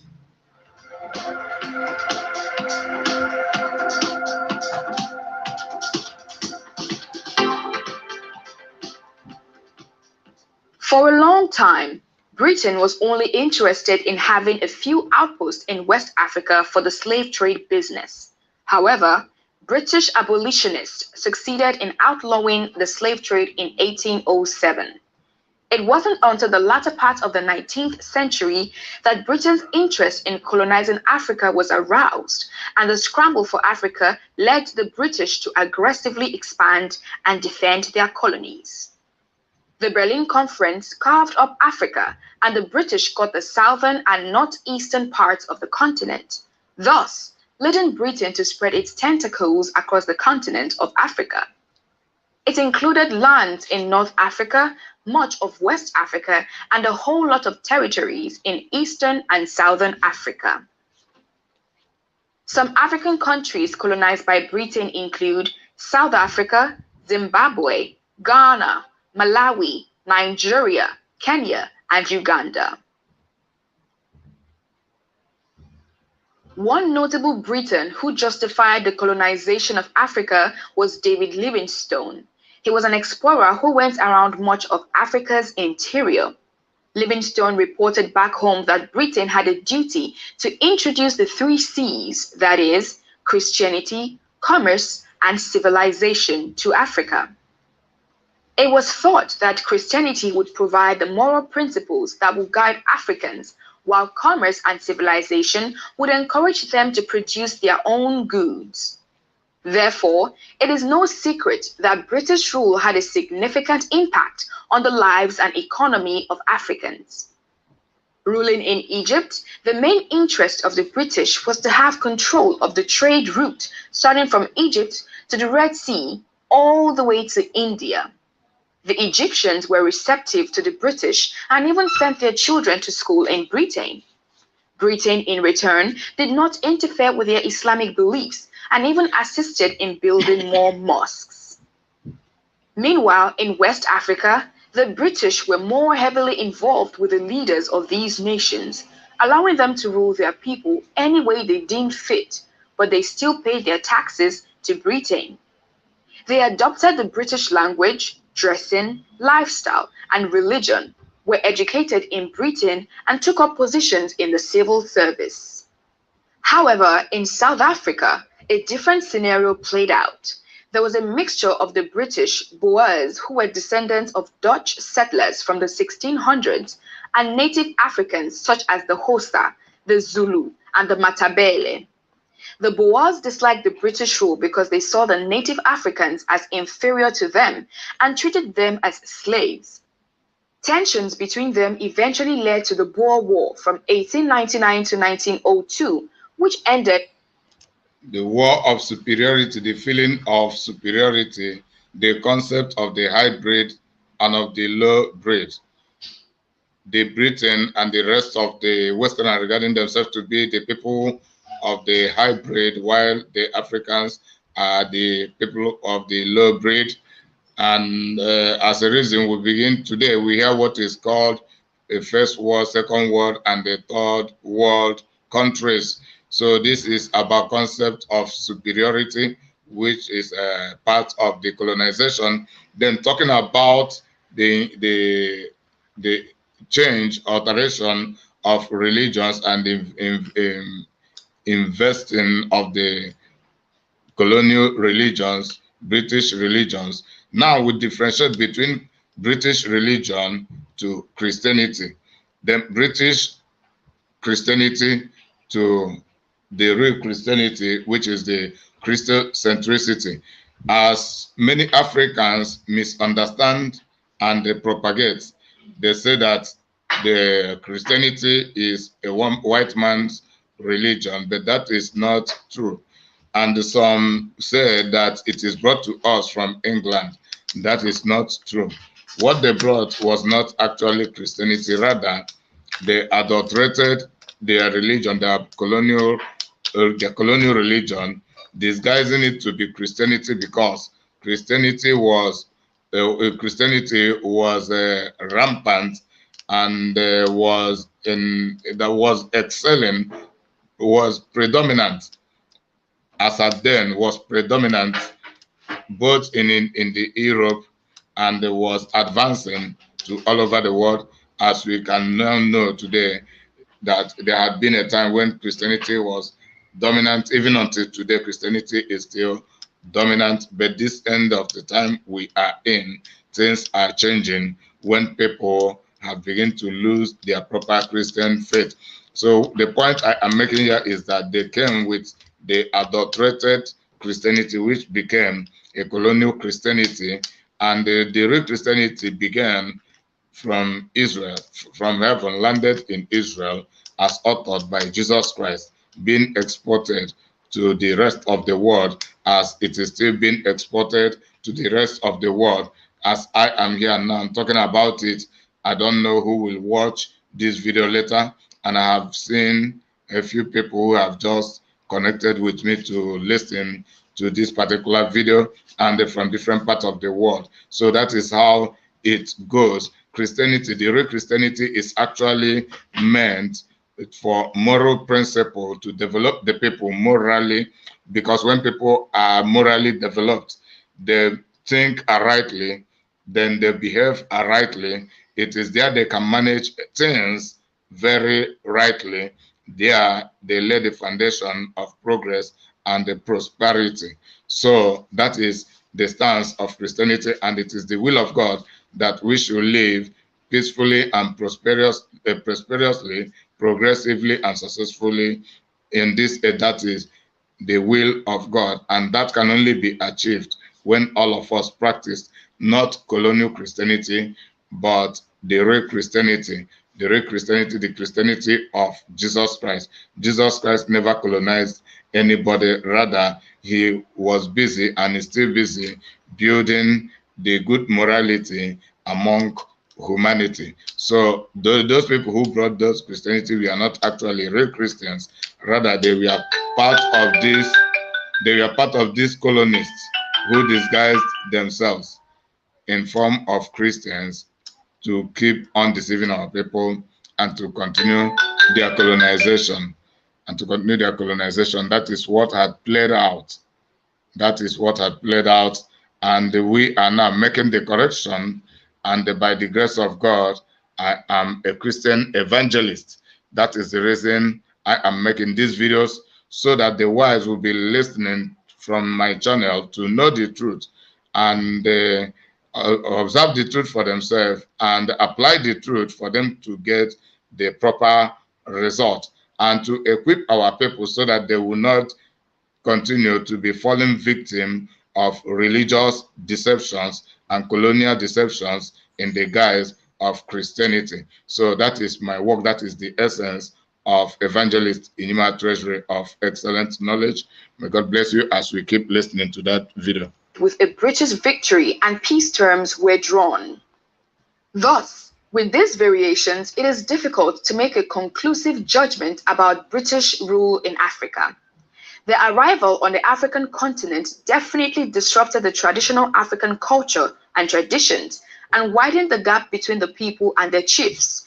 But it also brought about a change in the economy of the countries, development in terms of infrastructure, education and enlightenment, and medical solutions that were otherwise unknown. It also saw the end and abolishment of some archaic cultures and traditions that were in times past done out of ignorance. For example, the killing of twins. Compared to other European invaders, the British were tolerant of the religious beliefs and practices of the people. They're also aggressive and intentional in their fight to end the slave trade. Now, let's take a look at the difference between the French and British colonialism. Yes, the British fought to end the slave trade in some aspects, but they move ahead to modify the same slave trade in their own pattern. So it is all about hijacking the slave trade. It is not all about ending it for real, but removing the slave trade from the hand of the Africans while they manage the same slave trade for their own favor and to the detriment of we the Africans. So that is what had played out. Then, yes, there are minute of them who ended the slavery for real, but those minute were the genuine Christians among them. After ending it, then the colonists continued their colonization. They ended it, but Africans were not completely liberated. That is exactly what happened. So we don't want half liberation, we want total liberation.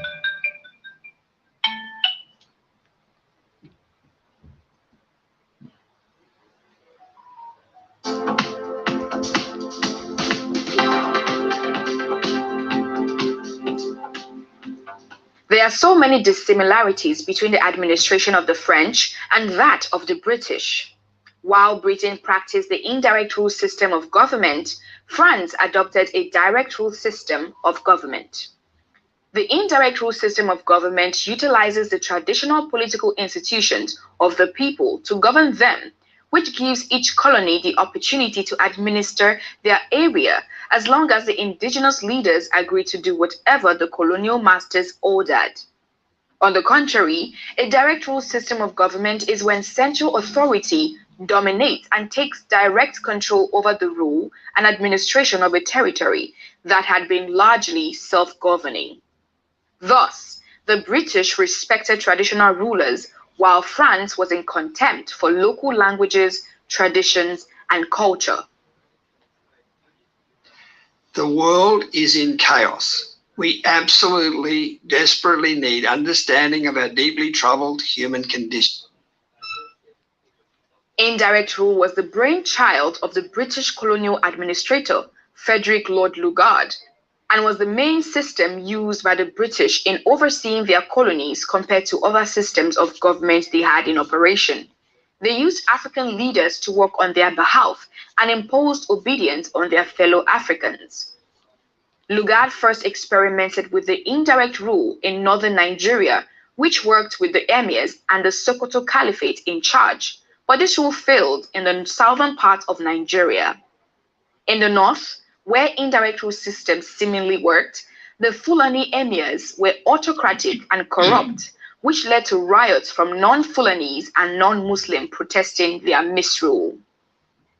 In his book, The Dual Mandate in British Colonial Africa, Lugard theorized the system of administration that he established in northern Nigeria, where he preserved the judiciary, administrative, and religious structure of the Sokoto Caliphate.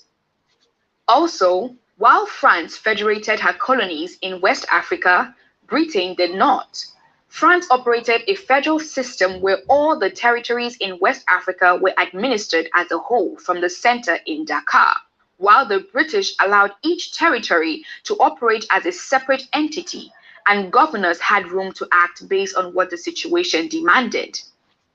Britain permitted the function of political associations and allowed the development of parliaments and assemblies, while France withstood the formation of such. Britain did not practice the assimilation policies of the French, and as such, did not attempt to make English persons out of the Africans. French officials were also frequently transferred from one station to another to prevent them from planting their influence there, while the British allowed their officials to stay for a long time at a place and familiarize themselves with the people and their customs. As a matter of fact, it was incumbent on any British administrator to be fluent in the local language of his domain. Another major difference between the British and French rule in Africa is education. Education was mainly undertaken by religious missionaries and partly financed by public funding in British colonies, but the French were more attuned to public schools in their colonies. Mission schools, which had more African teachers teaching in their local languages, were more efficient at educating a large number of children and primary school enrollment was on the high side in British colonies. Cooperation between the missionaries and the colonial government cannot be undermined, as this played a huge role in the success of academic pursuit. One other aspect of opposition between British and the French rule concerned civil liberties. Restriction of civil liberties was harsher on the direct and the indirect rules they are talking about is all about feudalism, which I've been saying. So I want to just highlight on it before we go forward. French side than on the British. In terms of forced labor, French colonies took the form of both labor tax and the use of military conscription for public works. Labor tax required Africans to work for a specified number of days every year on local public work projects, while military conscripts were used for longer periods of time on larger scale projects. The British, on the other hand, abandoned forced labor in their colonies by ratifying the 1930 International Labour Office Forced Labor Convention. In terms of hierarchical administrative structure, under the French, there was a colonial master based in France who had a subordinate, Governor General, based in Dakar. This was followed by a lieutenant governor located in each of the territories, and the territories were divided into cercles, which were headed by a commandant du cercle. The next in rank were the African chiefs. This was also similar to the British hierarchy, having a Secretary of State for the colonies in London appointed by the British Crown. Next is the governor stationed in the colony, and under the governor were the regional and district commissioners and then the local chiefs. British law differed from colony to colony, but the French had unifying laws across their colonies.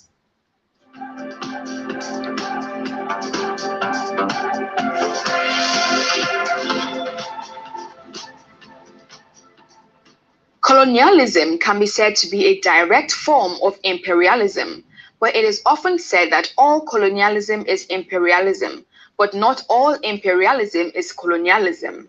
How far has colonialism been said to have impacted Africa? Or should the question be, how much has Africa allowed colonialism to affect it as a continent in all ramifications? One major impact of colonialism on the African continent is that it brought about underdevelopment in different ways. Despite the fact that colonialism brought education, enlightenment, and some form of civilization, it is partially responsible for Africa's underdevelopment. Not being rooted in African culture, colonial education was essentially literary and had no organic linkage to the African environment. There was no technological base and was therefore in opposition to real or industrial development. Colonial education set out to train clerks, artisans, and interpreters who would serve them in their exploitation of the continent's rich resources, and was not aimed at industrialization or technological development. The introduction of colonial education made Africans abandon their arts and crafts, which were sculpting, cloth weaving, carving, and mining, but instead settle for just reading and writing. Colonialism also distorted the African pattern of economic growth and development. There was disarticulation in the provision of social amenities, transportation, production of goods, and pattern of urbanization. Africans were not allowed to go into manufacturing, but rather relegated to exporting raw materials and importing finished products. Even food is being imported into Africa from Europe and other parts of the world. That is the colonization, so that they will be the manufacturers, the Westerners, the colonizers will be the manufacturers. They keep creating job opportunities for their own people because the industry will be in their own countries.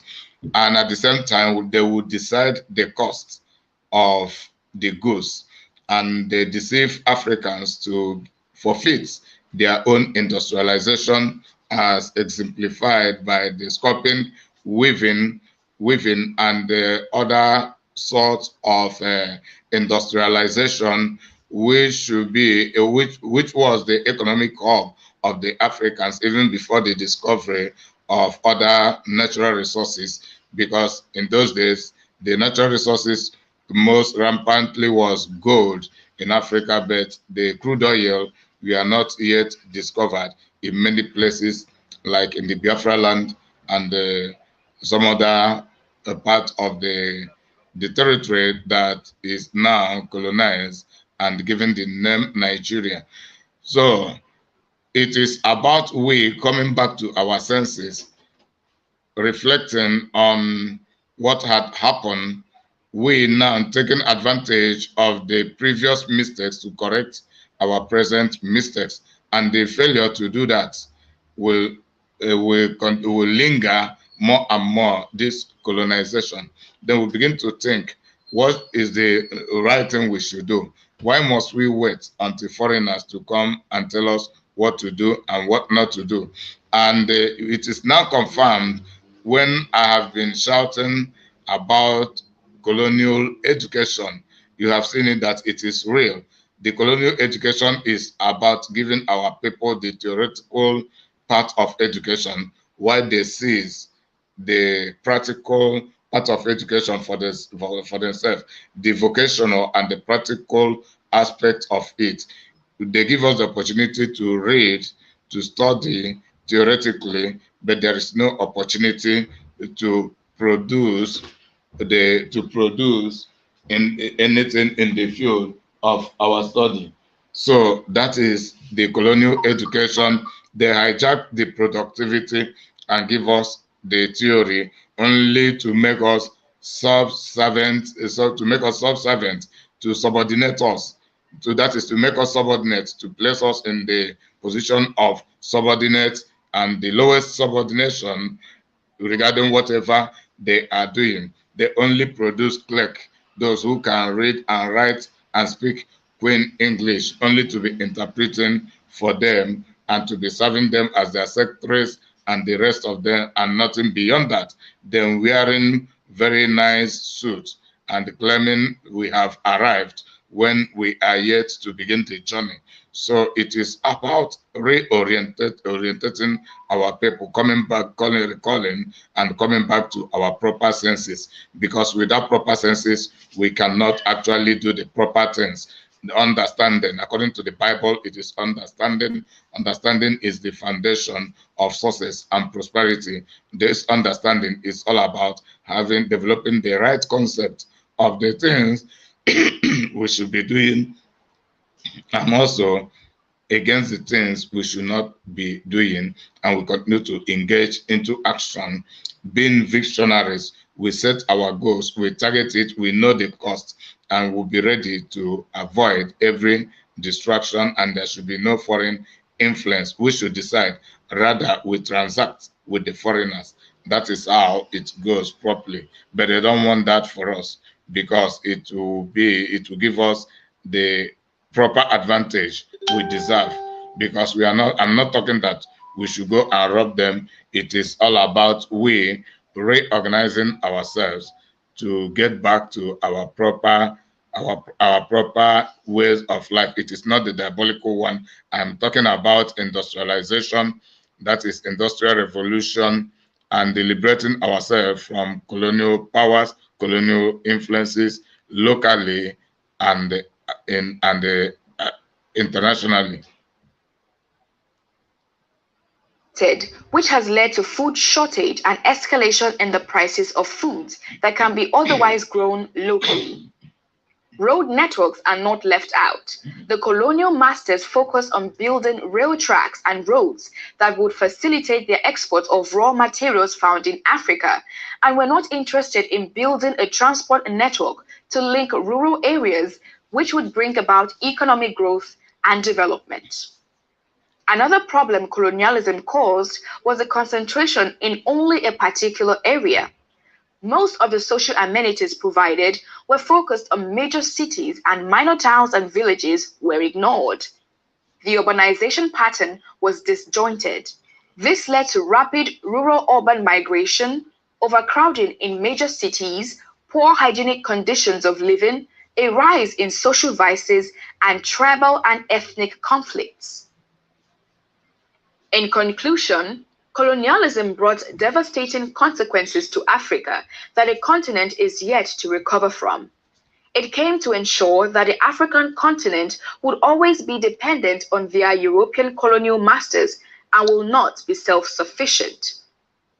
It is indeed a sad story. So it is all about programming. We Africans are being programmed without we realizing it. We always have more stories like this to talk about. So don't hesitate to like and share this video with your friends. You can subscribe to our channel and turn on the notification bell to receive the latest videos as they drop. Also, if you would like to know more about the top 3 factors that led to the underdevelopment of Africa, do check out our next video.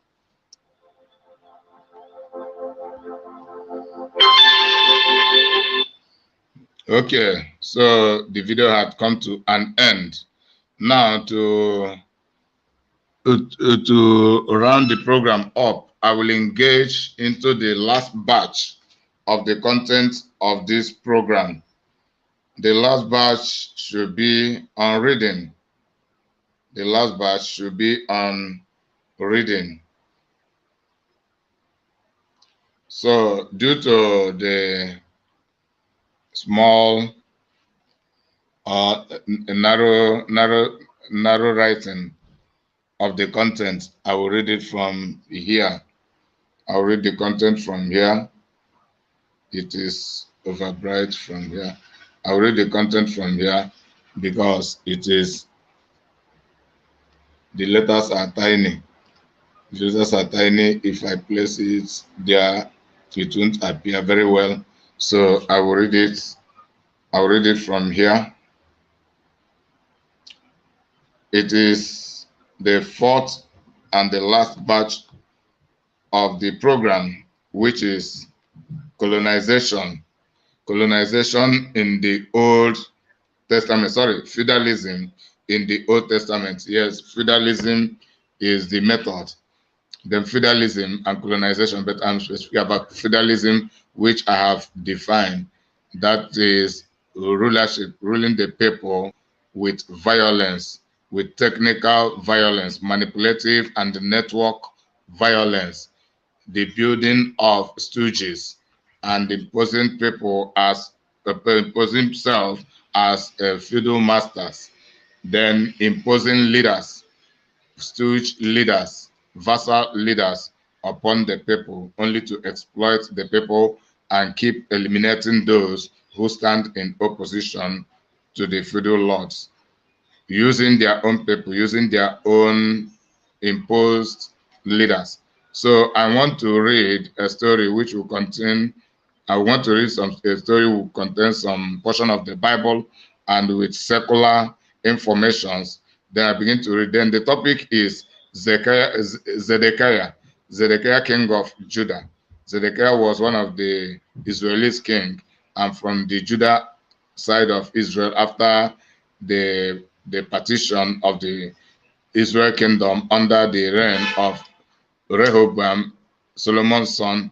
Then a time came when Israel was invaded by the Babylonians, and most of the Israelites were taken to captive by the Babylonians under the reign of Nebuchadnezzar as at then. Then I begin to read. This is via Google. I got it via Google. I Googled it, Zedekiah, so that to contain other social information. Saying Zedekiah original name Mataniah flourished 6th century BC, king of Judah, 597 to 587 to 586 to 586 BC, whose reign ended in the Babylonian destruction of Jerusalem and the deportation of most Jews to Babylon. Mataniah was the son of Josiah, and the uncle of Joachim, the reigning king of Judah. In 597 BC, the Babylonians under King Nebuchadnezzar besieged and captured Jerusalem. They deported Joachim to Babylonian and made Mattaniah regent, regent. This regent means a vassal king, a stooge king, a loyal king to the colonists. Regent under the name Zedekiah.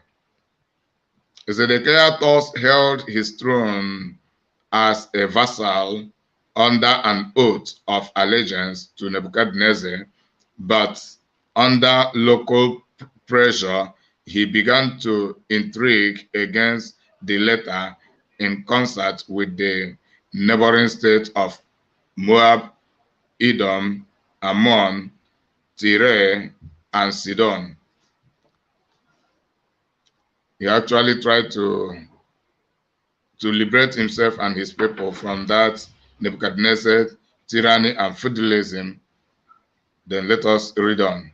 In the 19th year of Zedekiah's rule, a Babylonian army laid siege to Jerusalem after he had conspired to revolt against the Babylonians with Egypt's help. During the siege, the prophet Jeremiah, KV, in brackets, urged peasant submission to the dominion of the Babylonians, which he regarded as the will of God. But royal officials and Jewish nobles denounced him, and he was accused of desertion and imprisoned. So even the Israelis, we are not interested in that will of God, even if the genuine prophet has prophesied it. So this is a contributing factor to fall into captivity and remaining in captivity, ignoring the will of God. Because quite sure we know that Jeremiah, one of the genuine and the major prophets of the Old Testament. Then let me keep reading. In the 6th month of the siege, a breach was made in the city walls. Zedekiah and his men fled by night toward the Jordan River, but they were soon captured. He and his leaders were taken before King Nebuchadnezzar at Riblah in Syria, where Zedekiah's sons were slain in his presence, and he, a disloyal vassal, was blinded and carried in chain to Babylon, where he was imprisoned until his death. The walls and houses of Jerusalem were destroyed. His temple was sacked and burned, and the people of Judah, except for the poorest of the land, were deported to Babylon. Thus began the Babylonian exile. Judah lost its status as kingdom and became a Babylonian province. The story of Zedekiah is told in the Old Testament in the 2nd book of Kings, chapter 24 and 25, in the 2nd book of Chronicles, chapter 36, and in various passages in the book of Jeremiah.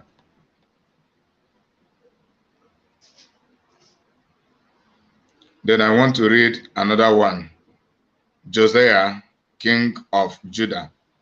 This is Josiah, king of Judah. Then Josiah also spelled Josiah. The first Josiah is Josiah, but it is the same person. Then the H, okay. Then the second spelling is Josias. Josiah, also spelled Josias, born c. 648 BCE, died 609, king of Judah, c. in bracket 640 to 609 BCE, who set in motion a reformation that bears his name and that left an indelible mark on Israel's religious traditions, as recorded in 2 Kings chapter 22 to chapter 23, verse 30.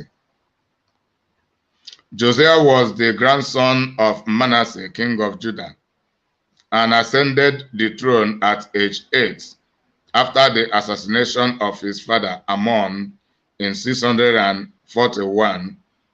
For a century, ever since Ahaz, Judah had been a vassal of the Assyrian Empire. Imperial policy imposed alien court. Imperial policy imposed alien courts, CULTS, imposed alien court, foreign court on Judah that suppressed or obscured the Israelites' religious identity. After the death of King Ashurbanipal, Ashurbanipal, ASHURBANIPAL.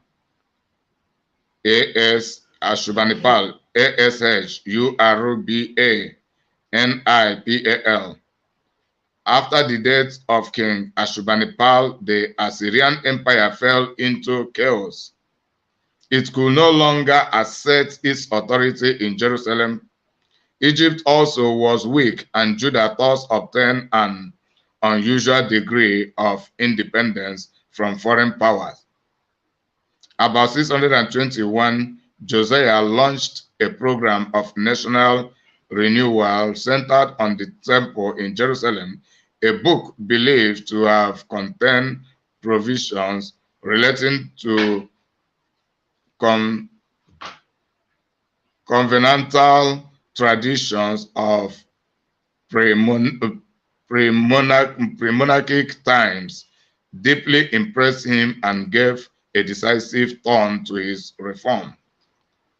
The temple was purged of all foreign cults and dedicated wholly to the worship of Yahweh, and all local sanctuaries were abolished, sacrificed, being concentrated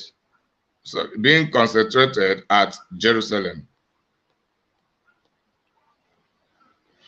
In Assyria, Babylonia, which had long been a restive province, led a coalition that sacked Nineveh.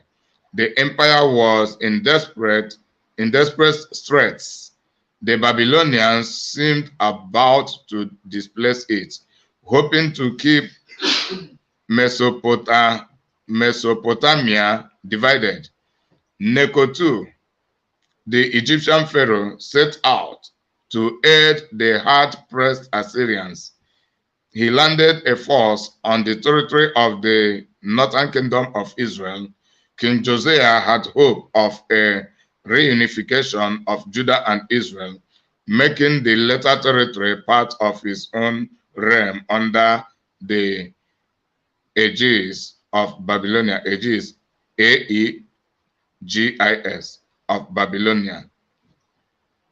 Consequently, he challenged the pharaoh to battle, but it is reported that Necho slew him at Megiddo when he saw him, recorded in 2 Kings chapter 23, verse 29. Soon thereafter, Assyria was completely eliminated, the Egyptians retreated, and Josiah's son Jehoiakim, whom Necho had placed on the throne of Judah as a vassal, had to submit Babylonia, the new Mesopotamia empire.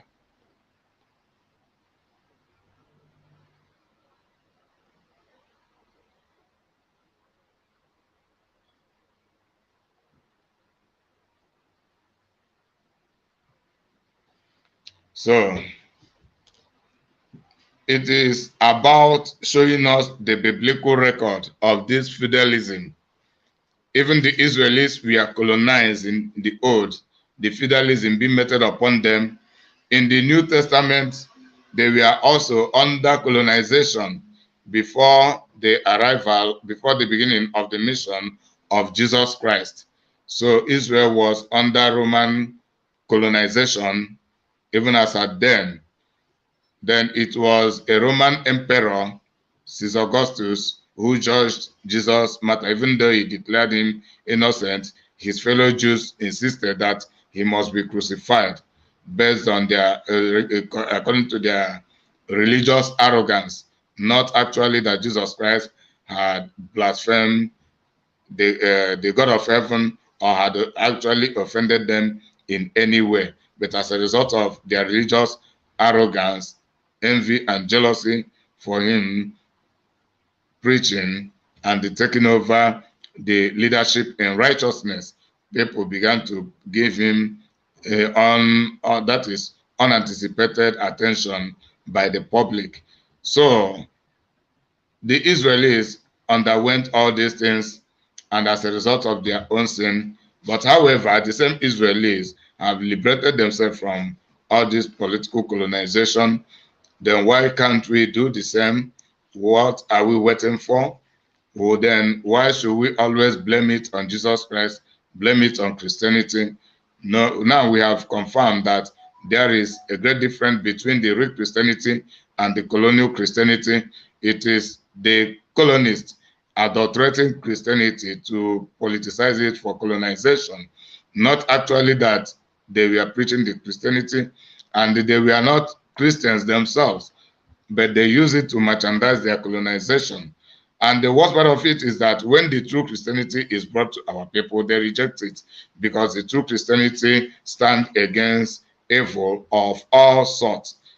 That is the only worship system that stands against evil in all ramifications, because it is actually of God, made by God, made in heaven by God, born in Jesus Christ, uttered by Jesus Christ, and for the salvation of humanity, and for character development, and for tranquility and peace in our society. If we actually practice the real Christianity, the real Christianity is centered on love and gentleness.